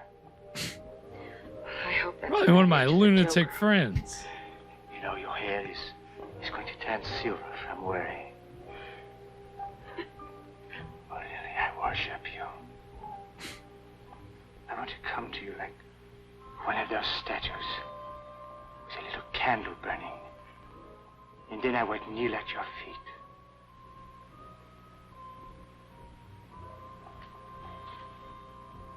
And that is gonna take us to our second break. 2/3 of the way through Honeymoon of Horror. What are we thinking so far, Evan? I think that was a good place to cut. A little fade to black there. Well, you see, they had a lot of fades to black at like different times, and so it made it easy to find. Like they had plenty of break points. There's a lot of implied sex in this movie. Right. Well, you know, it's subtle. You know, Yeah. I mean, it's not Hitchcock. Couple kiss cut to train going through the tunnel. You know, it's there's a little more subtlety here. Fade to black. I just see anytime I see a movie and the characters aren't on screen, I just assume they're banging in the other. They're banging. They're having a good time. I mean, come on, what else are they gonna be doing? Yeah, no. So I mean, as this part of the movie has gone on, it's become obvious that it's more of a thriller, right? Yeah. But it's not bad. It's interesting. You know, the whole idea of the person calling and her being kind of worried about that, it does evoke that whole urban legend of the mysterious caller, I mean, I know a lot of times the urban legend is like it's a babysitter, right? And it's Well, they did do, it wasn't a hook in the door, but she did have a knife in In the keyhole. In the keyhole. It's pretty close. Yeah. Yeah, it is funny how she, that like horror is maybe a little bit of an extreme word for what we're seeing, but it's intriguing. Yeah, a lot of intrigue. I mean, I'm interested to see where they're going with this. I didn't expect the whole like detective No, this thing with the circle. It's kind of silly, but it makes it more fun. It's hokey, and so it makes it more fun, And I think obviously filmmaking wise, it's more competent than what we saw last week. I think so. Yeah. I mean, hell, they're working with color film even, so that's something to be said. But yeah, I mean, they're not cutting corners. Does anybody know if the what they were talking about with the circles and insanity, is that true? That sounds like some outdated bullshit. Some Freudian BS that is probably like, I don't know. It just I haven't heard that, but yeah, maybe someone out there can. They read it in a magazine, maybe. Yeah. It's in Psychology Monthly. Right. Yeah. Here we go. It's circles. It's of course the answer. This is our circle issue. Right. Why do circles drive people mad? Find out on page 67. And everybody who reads the magazine goes crazy. Right. Well, that's we're back to the King in Yellow. They need to. Yeah. I was gonna say they worked that plot point in the movie. Then we got ourselves a movie. Then we got ourselves something really effective. But no, I mean it's still like it's engaging. It's competently made. It's pretty cheesy. It's pretty, definitely enjoyably bad, but not incompetent, right? Like that's the thing. Like Beast of Yucca Flats you couldn't necessarily enjoy it because it was lazy, and so it was a little annoying. You're just trying to get something in the can, And I don't know how long they spent on this. Like we talked about Beast of Yucca Flats, that was a year. On weekends. I don't know what this was like, if they had just a couple weeks to shoot it or what. But most of these regional productions, like they vary. Sometimes they churn them out fast. Sometimes it's that thing where it takes a few months or a few years because most of these people have day jobs and they can't they can't commit to trying to churn out a movie super fast. But again, Florida was where this regional horror filmmaking kind of had a little bit of a good track record. So we already talked about the Herschel Gordon Lewis movies Blood Feast and Color Me Blood Red. There was another filmmaker in Florida around this time who was active, who we talked about before, named William Griffey. And we haven't seen any of his movies, but like when we watched I Eat Your Skin, that was a Florida filmed movie, which he filmed second unit stuff on. But the same year that tonight's movie came out, Griffey did Sting of Death, which is like it's basically like a jellyfish looking man in like a he's like wearing a wetsuit and then he's got like a bag over his head that's like a jellyfish type of thing. And then he did another movie after that called Death Curse of Tartu, which is like this the corpse of some or mummy of some like not Seminole Indian, but some kind of like native that is like going after these kids that are out partying on this land or something like that. But these were, kind of made under the same conditions as tonight's film. And he made a lot of movies like that. And the monster in both of those movies is played by a guy named Doug Hobart, who we talked about last season, although Evan was not here for this, when we watched The Weird World of LSD. That was a Florida-produced film from 1967, and Doug Hobart was a producer in that, and he did the special effects makeup because that's what he was, a special effects makeup guy. So he played the monster in both of those Griffey films and did his own monster costume. That's what he like wanted to do. He went to Griffey, said, I wanted to, like, I can do a monster costume. Let me do it. But I think with both of those movies, like, he had mishaps with like the makeup. Like one time, like the jellyfish shoot, there was like a air hose or something in to pump up the bag around his head. Yeah. But like at some point it started like suffocating him during one scene. Oh, and then jeez. something went wrong with his makeup for Death Curse of Tartu. And then he did in the 70s, Griffey made a movie that William Shatner was actually in, and Doug Hobart designed this like rigging for this like stunt where this character is being like hanged, but Doug Hobart couldn't be on set, so apparently somebody else rigged it up, but they didn't do it right.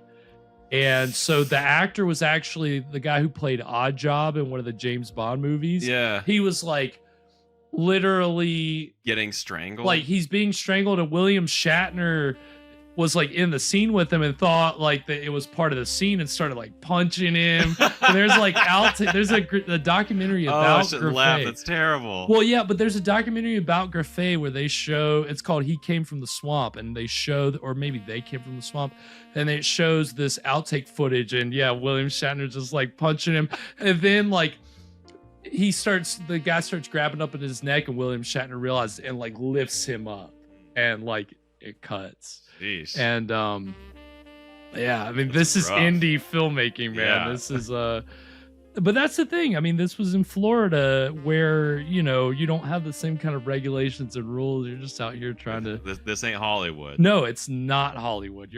I mean, in Griffey especially, they were like the earlier movies like Tartu and Sting of Death, they're shooting in the Everglades. Like in one of them, they were having problems with riverboats and like shit flying off the riverboat because they didn't know how to like drive it right. You know, all kinds of crazy stuff. But that's like kind of the beauty of regional filmmaking, is that you're going out to cool places that you know, or you can get access to, and you have to be prepared for anything because the worst is probably going to happen. And but Hobart was also which, by the way, we're going to see a trailer for a Griffey film during this break from 1972 entitled Stanley, which has the same DP as tonight's film. And that is Clifford Poland.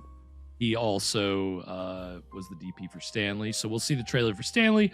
We'll also see a trailer for a movie that Doug Hobart, who worked with Griffey, did the effects for, entitled Flesh Feast from 1970, which is a really strange film because it's like about these Nazis, like neo-Nazis scientists working in Florida to like resurrect Hitler, but they're using like maggots and like dead bodies. And the weirdest thing of all is that it stars Veronica Lake, who was like she was a 40s like Hollywood starlet. She was like huge.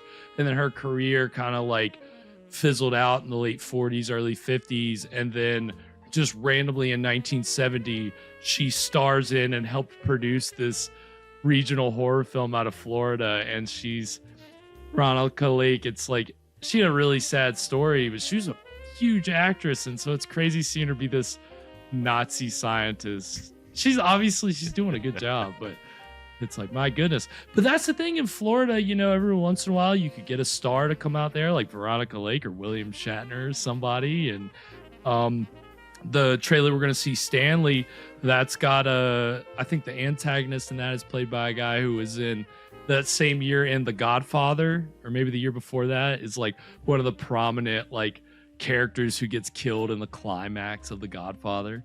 So, you know, Florida, you get paid as an actor, they're going to pay you a certain amount of money to come out, and it's like a free vacation to Florida, essentially. Can't pass that up, right? That's the beauty of it. So, we're gonna see a couple examples of this regional horror filmmaking out of Florida. Then when we come back, we'll get into the exciting conclusion of Honeymoon of Horror. So stick around, we'll be right back. Since the very beginning of time, in the Garden of Eden, one of God's creatures has symbolized the darkest fears of man's primitive emotions. It is a creature that is hypnotic, sensual, and loathsome. It is the snake. But not all men have known a snake like Stanley. Meet Stanley, a snake unlike any you have ever seen, in a motion picture that will make your skin crawl. A terrifying journey into the primitive swamps and jungles of the Everglades, a world where the only instinct is survival.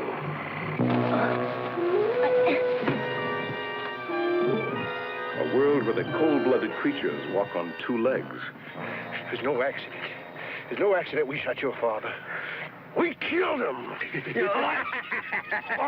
Now you're gonna get what you gave me a few minutes ago! Stanley, the incredible story of a man and snake. They shared a bond of trust in a world of hate. I'm sorry, Stanley, but you're gonna have to stay in the truck. People just don't understand friendly rattlesnakes. Stanley, starring Chris Robinson, a man who could no longer live among men.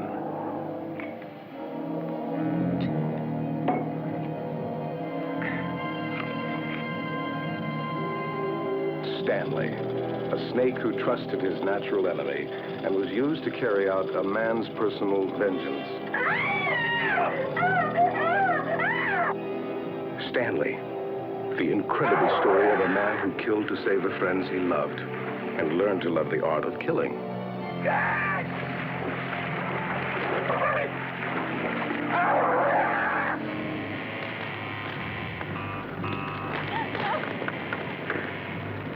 When Tim gets mad, Stanley gets deadly. Stanley. Bite his hand.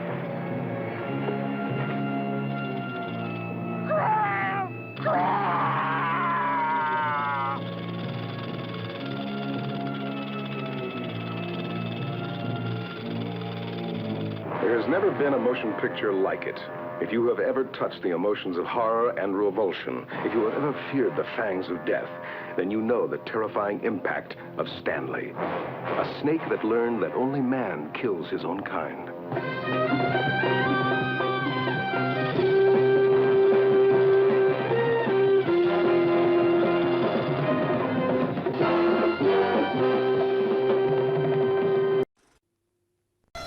The most hideous scheme in the history of mankind brings to the screen a diabolic international intrigue where violent men quickly eliminate those who stand in their way. God, this should give you the willies. What? Theft of body admitted by North Dade Hospital. Oh, her glasses are falling off. Never mind. I'll take it. Thank you. I appreciate your help, Hans. We have so little time. I didn't mind. I know the work that you and Dr. Frederick are doing. It's very, very important. There, that's it. Flesh feast, where the dead serve the living, where innocent people die at the hands of evil men who'll do anything for power and money. Veronica Lake is back, with hatred in her smile and vengeance in her heart. Acting like a raving maniac, frightening the girls. Now you want to disturb my laboratory? Well, my answer is no, and that is final. I never said the process was pretty. It's a special breed of Califora. They feed on human flesh. There. See the little hooks around his mouth? They clamp under the flesh while they are feeding. What's the matter? Don't you like my little maggots? For those who love horror, for those who have the guts, Flesh Feast will make your flesh creep. Don't miss it. And we are back. So that was the trailers for Stanley and Flesh Feast, which, Evan, you didn't see the trailer for Stanley, but I realized I neglected to mention that Stanley is about a killer snake, or it's about a guy who has like a psychic connection. It's like his pet snake, and he gets it to like, I think it might have been around the time Willard came out, which was about a guy who had a psychic connection with a pet rat, and then he controlled all these other rats, something like that. So Stanley's like a knockoff of Willard. It's a snake, so he gets the snake to kill people, like Harry Potter. Right. Exactly like Harry. Well, and a rat too, you know? A rat, Definitely Harry Potter was drawn from right, like Harry Potter. Ron and Scabbers had a psychic connection. That's right. No, it's funny. Yeah, Stanley's definitely a knockoff of Willard because it's called Stanley and that's called Willard, and they're both the name of the pet. So duh, of course it made. Wait. Well, no, Willard's the name of the guy. Willard's not the name of the pet. I was wrong. It's too bad. I think the rat's name is Ben. Then there's a sequel called Ben, which Michael Jackson inexplicably sang the theme song to. Like little Michael Jackson. Okay. And it's a sequel about a rat who makes friends with a boy, but it's a killer rat. I haven't seen it, obviously. I need to see Ben. I tried to watch Willard. Let's watch that movie. Willard has Elsa Lanchester, who, as you see, is on my shirt right here. Oh, okay. Yeah, Bride of Frankenstein, which honeymoon, i.e. shirt. But yeah, so it's, you know, you gotta love any killer animal movie. But then, like you saw, Flesh Feast, you got maggots. So sometimes even that can be a more frightening animal than anything else, if you ask me. Well, it's not an animal. Maggots? Maggots are an animal. Is an insect an animal? Yeah. All right. Well, It's I don't not a know plant. I don't know my stuff. It's not a fungus. It's not a fungus. Well, it's good to know. And then okay, over in the YouTube chat, Wayne Butler is a Florida resident. I mean, we got a Florida resident in the chat. Well, home, not resident. Sorry, your home state is Florida. Wayne, have you ever been to, where were we tonight? Coconut Grove. Yeah, that's where they filmed most of, I think the house where most of the movie is taking place is located in Coconut Grove. I think I might have stayed at a house in Coconut Grove before. I was just rehashing that with them before the show. I can't remember if it's Coconut Grove or another part of Florida that I get confused. But yeah, so if you know your Florida geography, Coconut Grove, maybe you'll be able to figure out where all this sand and pine trees, where this is at, that we're about to see. We get into this exciting conclusion of Honeymoon of Horror. Where we left off, the bride was almost killed by a falling art sculpture. And then what he called it, the guy called it something hilarious. A sculpture piece. The sculpture piece, which nowadays he's really hitting on some modern slang. Hey, that sculpture piece, you know. But back he almost then, got crushed by a sculpture piece. Back then, it's just redundant. So he didn't know. It's all right. We'll excuse that. Yeah, you know that. I'm sure it would have been very scary to have, you know, a big sculpture like that fall on you. But if you're in a pool, it didn't look like. I mean, what was that thing made of? It didn't look like it. That was the thing. The space in between the whole things. Right. I just don't. I feel like even if that fell on you, you'd still have a pretty good chance of just slipping right through it. Just Buster Keatoning your way through the thing. Yeah. Oh no, yeah.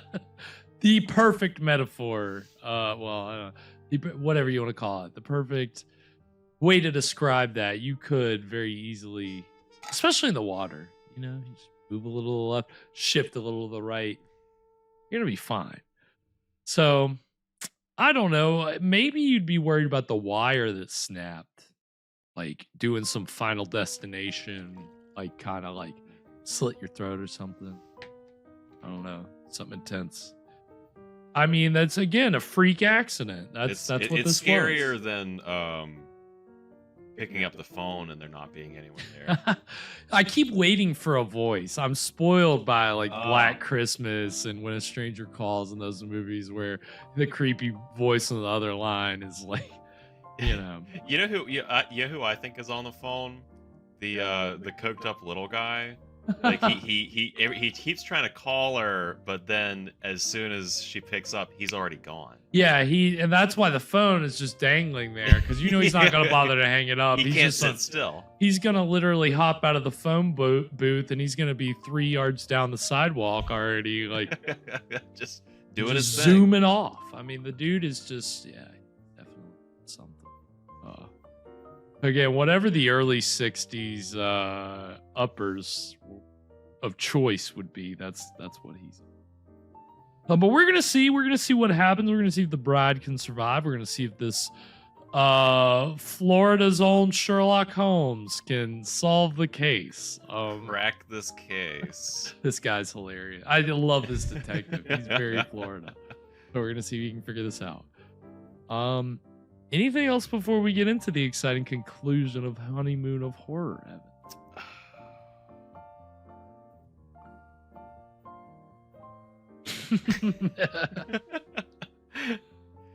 I had something and I lost it, so we're just gonna have to keep going. Well, on that not note, we're gonna go ahead and get into the exciting conclusion of Honeymoon of Horror right now. But Emil, you know I always come over early in the morning to begin my work. There have been too many big accidents around here lately. What's that got to do with me? Look at yourself. You're half out of your mind. You don't know what you're doing most of the time. You go off on one of your fits, and God only knows what you'll do. But I've been cured. You know that, Emil. God That's why you were able to bring me home from the hospital. You were never totally cured. I had a doctor lie through his teeth to get you out of there. I said to myself, you get better. There's no need to worry. Never spoken to me before like this. So I completely lost the timing, but I remembered what I was going to say. Oh, there it is. He got it. He got it, ladies and gentlemen. What are you telling me, Emil? What I was going to say is I think this is going to end like Harry Potter. I'm not going back to that asylum, Emil. I'm not going back to that golden asylum. statues, the Horcrux. Why hurry the circle? He fell in the pool and almost killed us. Those wires. Toulouse's the one who hung the thing. I only helped him. see Why are that. you going back to that phone calling routine? I haven't done it in years, Emil. I swear it. People in the middle of the night for no good reason. Why are you doing it to Lily? I'm not. No, you're not sending me back to that asylum, Emil. I'm warning you. I'm warning you. Do whatever you like. Do whatever Classic you want. brother stuff. I'm warning you. I'm warning you. Don't tell Mom. A long time, Max. But I'm giving up now. Emil, please. Please give me a break. I've been upset lately about Marissa. I haven't been thinking straight. So Hey, you two quit are at it running again. your hands through your hair like Brothers that's gonna grin turn at even each more other's throats. gray. You'll cut each other's hearts out one of these days. Calm down. Save your strength. We've got bigger troubles now. The Baron von Turco is off to Europe, and he's taking his money with him. Why? Well, after that hassle yesterday, he wouldn't come back. Now he's at his hotel packing. You better get over there with that statue and clinch the deal. Not now. Listen, lover boy, you get over there right now. I'm not busting my back over you for nothing. Remember, you owe me money. That's M-O-N-E-Y. And I better get it. Maybe you've Is he given up illiterate? art for sweet loving in the moonlight. But I still have an investment here. Do you remember how much you owe me? 10,000. You bet your sweet bottom dollar you do. And I'd better get it. Now, you better get over there right now and square it with Turco. Calm down, Maya. I'll go. And that's the way to talk. That's money in the bank. By the way, what's wrong with your phone? What? What's wrong with I your called you around phone? midnight last night. I dialed, I got 3 rings. Someone answered, and the phone went dead. I don't know what to make of it. Has it happened before? Just last night. Hasmir, have the phone checked. First thing. I have already inquired of the phone company, sir. It's a cool As shot. a similar thing happened to me this morning. They tell me the phone has been repaired. All right. Okay, well, glad that's fixed then.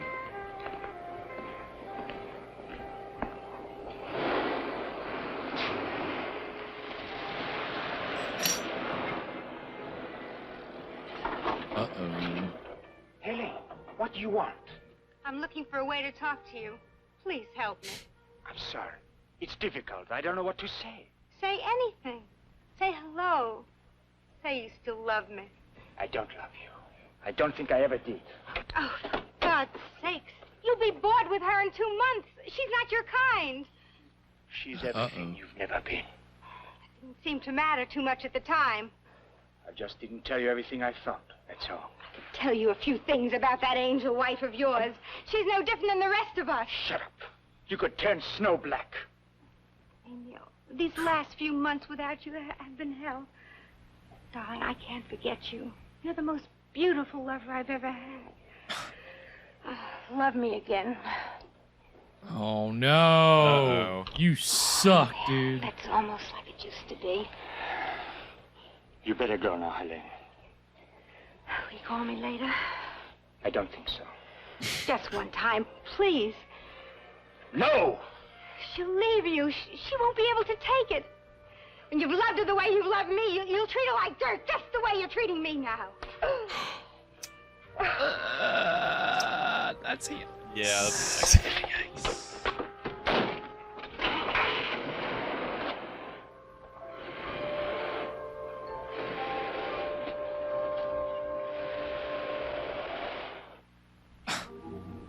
It was around 8 o'clock that evening. It was early and I still wasn't sleepy, so I lay back to read a book. Emil had already gone back to his work. Ah, yes, the Hello? all-important work. Hello? Hello? Hello, Lily. This is Helene. Yes? I want you to meet me right away. What for? I have something to tell you. I think I know who's been calling you. Where are you? I'm at the airport. Airport? Yes, I'm leaving town. My life is in danger. I'm afraid to go home. Well, where should I meet you? I'm at the telephone booth next to the Eastern Airlines counter. My plane leaves at 9:30. Please meet me right away. I'll leave right now. I'll be waiting for you.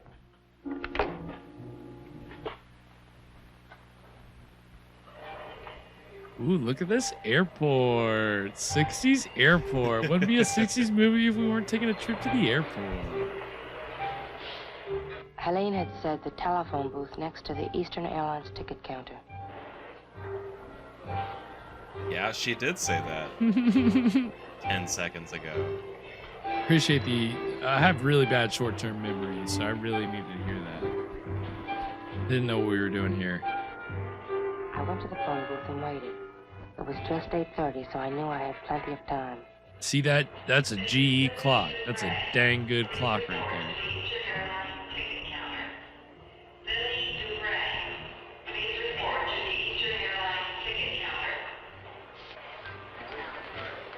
I'm Lily Dubray. Hello? This is Helene. Meet me at parking lot number 3. It's not safe in the terminal. Please hurry. Got her playing a game of cat and mouse all over the airport.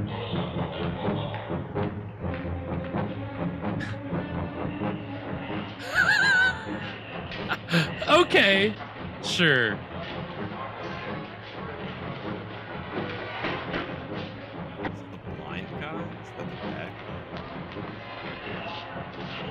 It doesn't.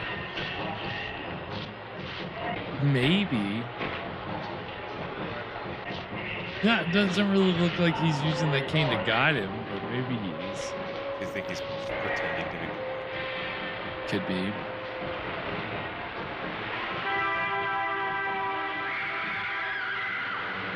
What?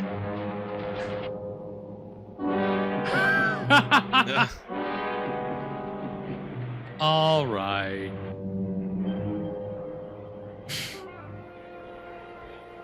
Like 10 people just rush out of nowhere and then go away.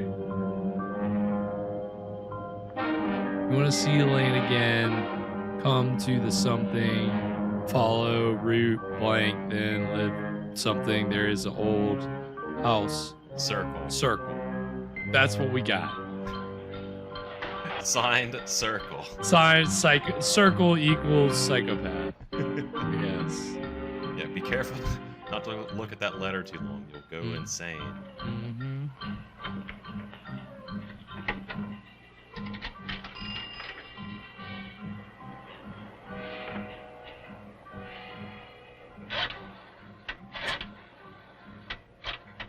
0. Crazy. Miss that. Don't you miss that? No. Hello. I mean, I only got it if my This is grandparents Lily had one of those. Amy That was the only Duvernay's time. We played told me with to call in one. case there was any We got trouble. to play with one. What's wrong, Mrs. Dubray? I think someone's trying to kill her. Fun times. Where are you? I'm at the airport. Can you come right away, please? I'll be right over. I'll meet you at the telephone booths right by the main entrance. Well, all this telephone booth nonsense in the last third of this movie. It's insane. It's turning into a spy Elaine film. called me about 8 o'clock tonight, and she told me to meet her at the airport. She was going to leave town. She said she knew who the killer was. She tell you his name? No, nothing. She just said to meet her right here, and that she'd be here. Well, I came here, she wasn't here, and I got a call to meet her out in the parking lot. I went outside, and the car tried to run me over. I fell down, and I got that note. Bad short-term memory. Gotta get a recap. What do you think? I think if we want to see her alive, we better go. Do you know who it could be? We'll soon find out. Can we develop a smartphone that like works like a rotary phone? You have to like. Can we? Yeah, like it'll fit in your pocket, Drag. but that's the only way to dial the numbers. Do you hear that music?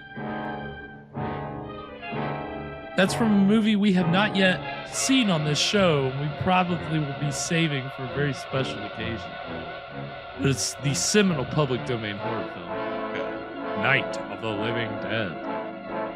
This is just stock music that gets obviously used in more than one film. So was it stock music when Night of the Living Dead did it? Yeah. And that movie is all stock music.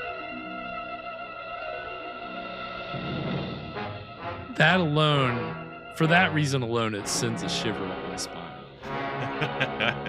'Cause that movie, I saw it way too young and it still has an effect on me.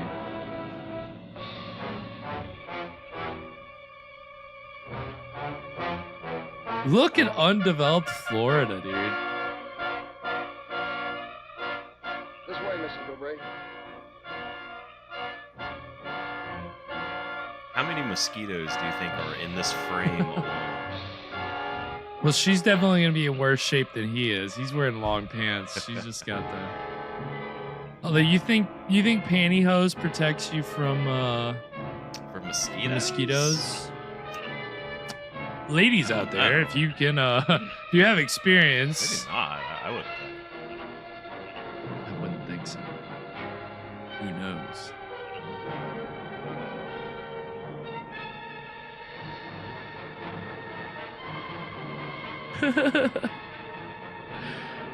This is how all regional horror films out of Florida end the last 10 minutes, just walking around the Florida wilderness, looking for something or running from somebody or chasing after something.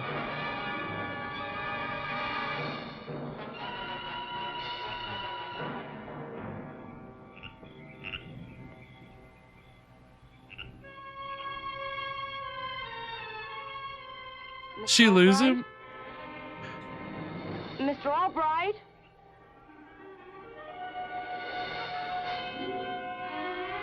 I mean, the trees are pretty sparse where they're at. I guess it's thick.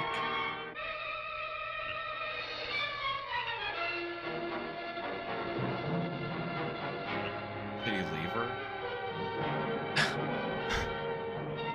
Oh my god, dude. Wow, I love this. That's convenient. This is an aesthetic right here. This whole thing. The zoom. Cherry on top. Phone booth in the middle of bumfuck nowhere. It's my favorite trope. I thought I told you to come alone, Lily.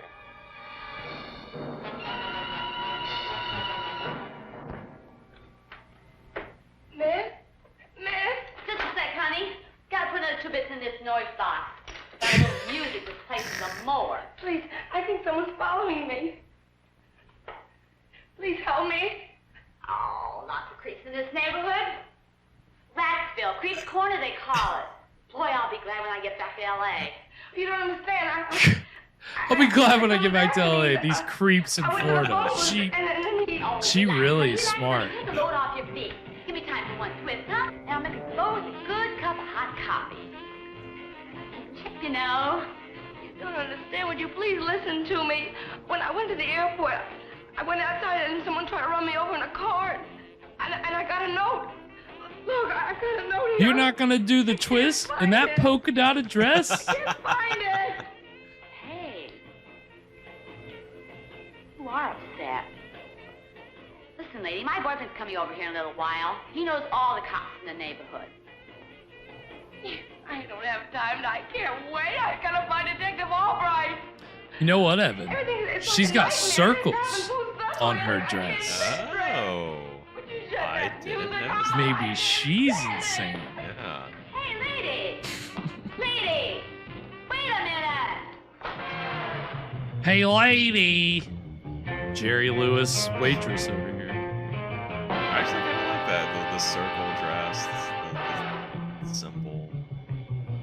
Look at us. We're getting back where we started. It's just like a circle.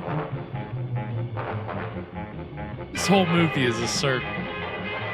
We come all fully the way around. Run with these cars. I'm a car now. God, rush hour, huh? Wasn't she wearing heels? What do you yes. Maybe she's carrying them in her hand. What is going on right now in Coconut Grove or Miami? This is probably Miami. This is the Miami stuff for sure. They're at the bridge.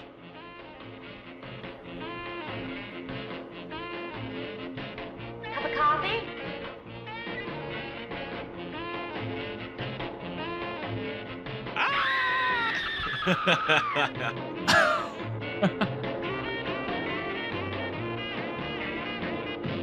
Oh.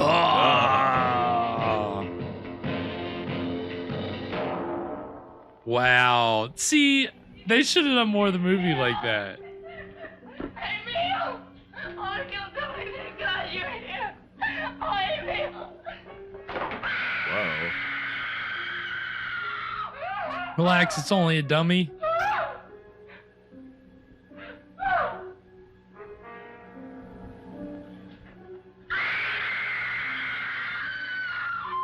That's no dummy.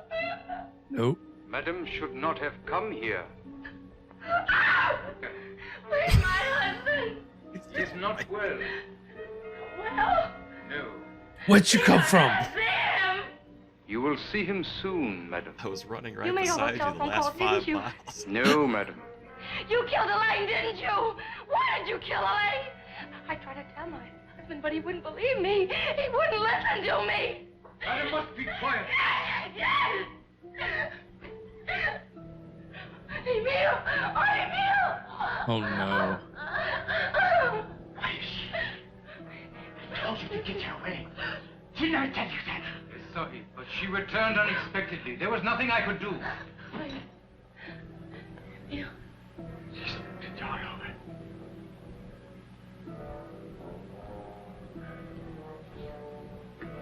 Elaine was so beautiful. So beautiful. The master should go to bed now. Emil, what's the matter, Emil? Madam should leave him alone. I tried to call you and warn you, but you wouldn't listen. I wanted to say he's going to kill you. I called several times and listened to your voice, but I couldn't say a word. I loved you so much. The master should go to bed now. Then tonight I was going to tell you, but Helene got in the way. I was going to meet you at that old house and say to you, he's the guilty one. But you wouldn't listen. You came with a detective. You didn't trust me, did you? Why? Why didn't you trust me? Emil, were all those calls from you? Can't even make eye contact with him. To warn me against Ajmir? Has he got you in his power, Emil? Not me, madam. Racist. To warn you against himself. No. I wanted to cry out. Get away from him. Get away from Emile Dupre, because he's a brute and a killer. But you wouldn't listen. You only wanted to listen to Elaine. Yeah, definitely copping some blood feast feels right now. I knew what she was up to. I knew it. I wouldn't let her do it. That's why I killed her. The master should rest now. I killed him. Lisa. Michelle. That stupid singer with the earrings. That ugly waitress with the glasses. The waitress with Emil, the you're not glasses. well, Emil, please, Emil.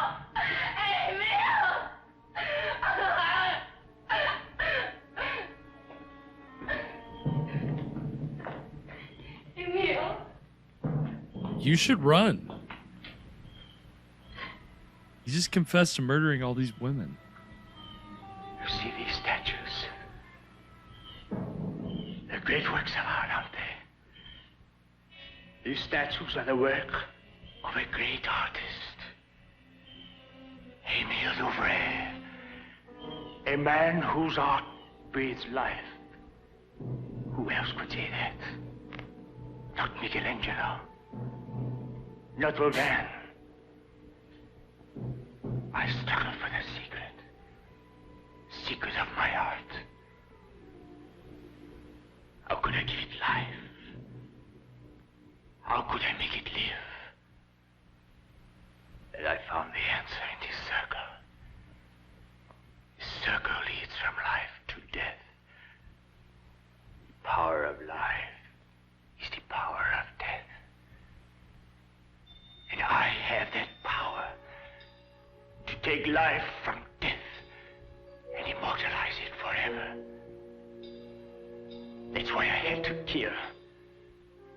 To put life into my statues. Capture the living soul for my work. I mean, that's some bucket of blood shit. From the body. Yeah, Make it definitely live think forever. vibes.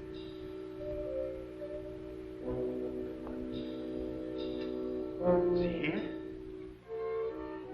Nerissa is still breathing after all these months. And Michelle, too, is still alive.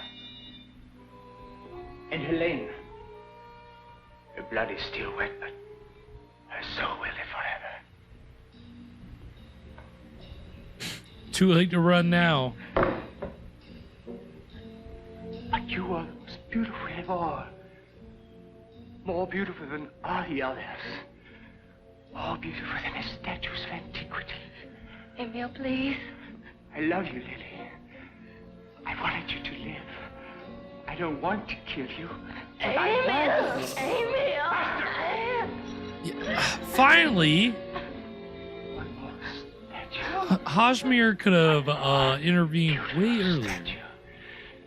The most beautiful of all. Master, it is Hashmir who speaks. You are not well. Do you hear me? You do not want to kill her. She is your wife. Madam, run quickly, please.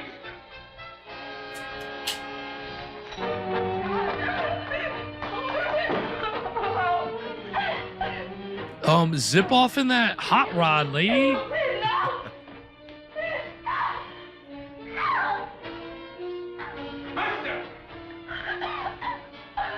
Stab him in the back. Ooh.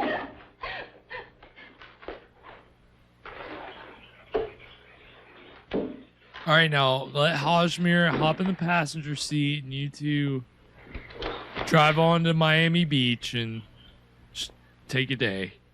I tried to get here as fast as I could, but he knocked me out back there. Oh, okay. I'd suspect that Emil was as insane as his brother Max. That kind of madness is hereditary. But I wasn't so much testing Max as I was Emil. Emil killed Nerissa and Michelle before he met you, Mrs. Dubray, and married you thinking it would be an easy way to add you to his collection of statues. But he loved you very much, and this created the conflict. He wanted to kill you, and then again he didn't. He called to warn you, but he couldn't speak, so we had to take it out on others. It was a classical case of Jekyll and Hyde. Two men in the same body, both strangers to each other. One man sober and artistic, and the other man a murderer. And the first man never knew what the second man was doing. So you see, Emil in his calm state was totally unaware that he was a killer. I loved him so much. There's a reason that we just got all that bullshit from him. I'll tell you why when the movie's over.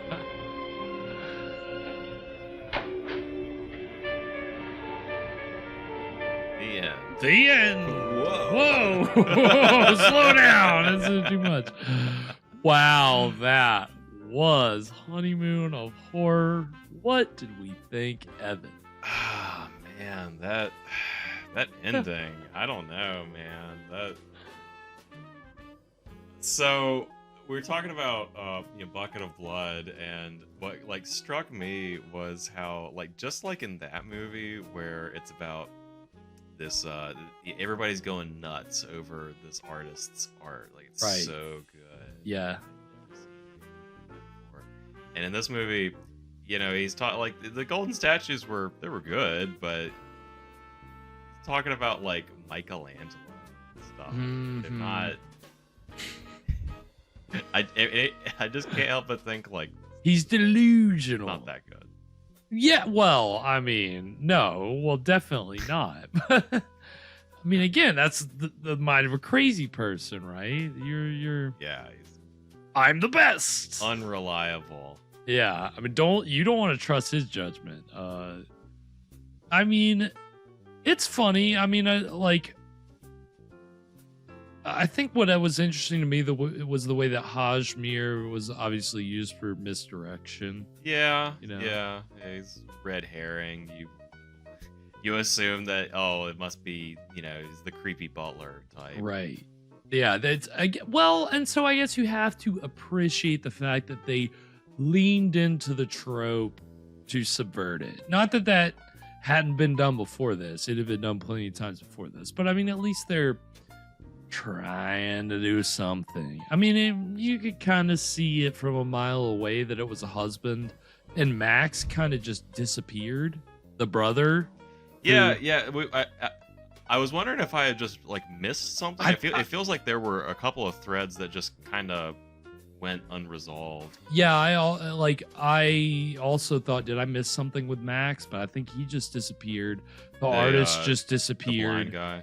Yeah, yeah. Well, and remember we saw the person following her with the cane. Yeah. What was that about?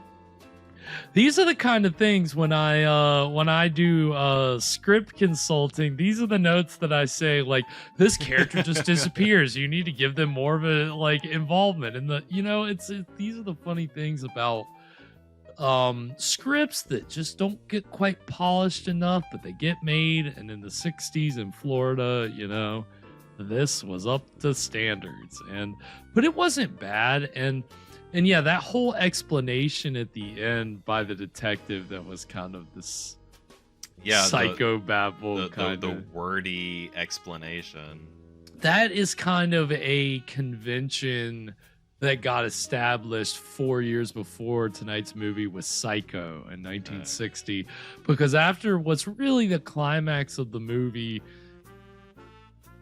spoiler alert if you haven't seen Psycho, but I'm sure most of our audience has. But basically, Norman Bates is your bad guy. And so once that's revealed, then the next 5 minutes are spent with this psychologist explaining how Norman is really two different people in his mind and how he became that way and why he did what he did.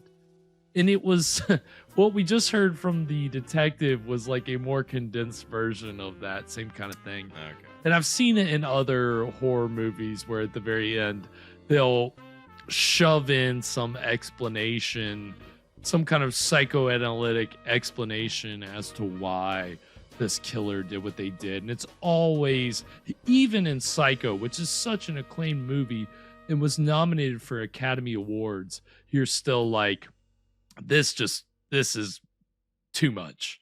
You didn't need this. That is the scene of the movie that gets criticized the most today because it's just kind of in this movie. That wasn't even the only time that happened either. When the detective was going off for pretty good amount of time there. The whole thing about There the in middle. circles. Yeah, everything about the circles.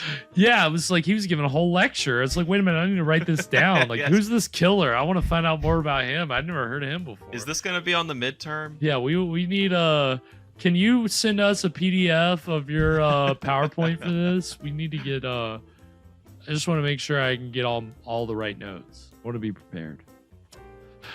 That was pretty enjoyable, even with the criticisms that you can make toward the story and, you know. Yeah, I think it maybe could have used a little more polish, but if that's all we have to say bad about it, then yeah. I mean, even with a certain lack of, in the literal sense, horror, Yeah. it still was enjoyable. Because like you said, you expected a monster.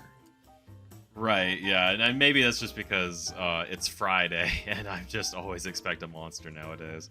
Well, let me tell you, Evan, you won't have to wait very long. And really, I think like the next 3 Fridays are full of monsters. So, all right. If you haven't gotten your fill, if Tor Johnson wasn't enough monster for you, and there was no monster tonight, well, don't worry, because next Friday we're gonna have multiple monsters for you. Because next Friday we are going to be watching horrors. Gotta get that S in there. Horrors of Spider Island, which is actually a 1960 film out of West Germany. So we got a regional horror film tonight. Next week we have an international horror film. So we're expanding. Well, I think it was this time during the season last year was when we got into Werewolf in a Girl's Dormitory. So naturally, I tried to find something comparable. And Horrors of Spider Island, I think, fits the bill. Another one I have not seen, so it should be a lot of fun. So you can join us for that next Friday at 9 p.m. Eastern.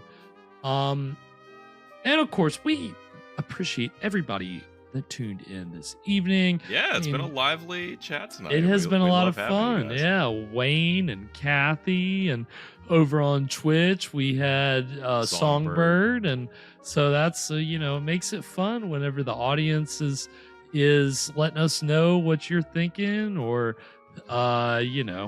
giving us facts I haven't heard of before, making us laugh, us laugh and learn. It's a mutually beneficial relationship we have going. It's symbiosis. We're all good here.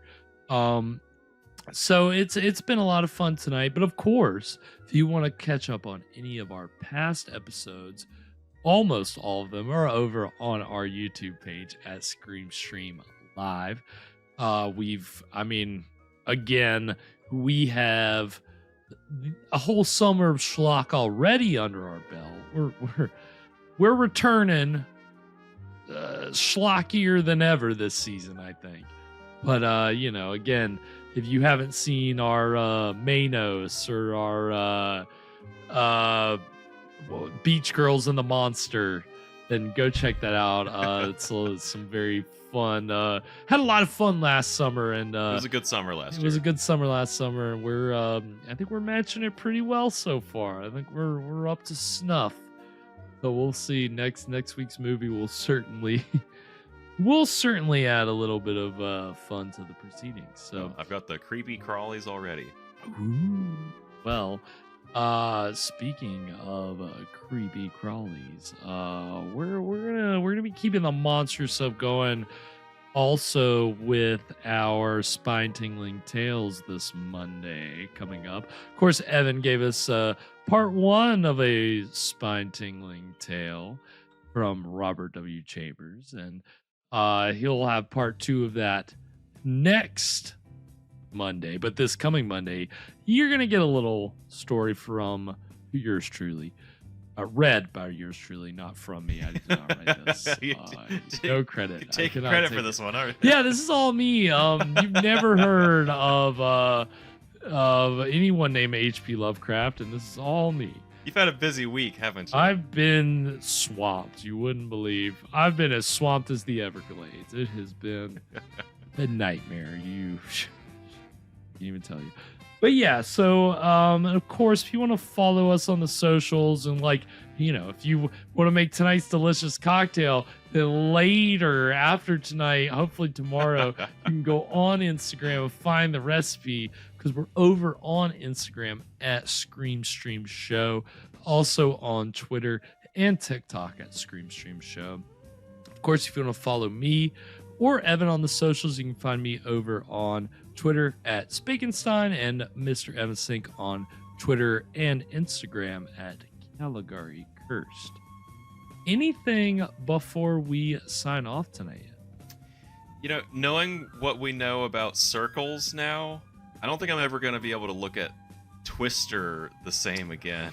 Ooh, yeah. It might drive you crazy. Next time you play. Be real careful there.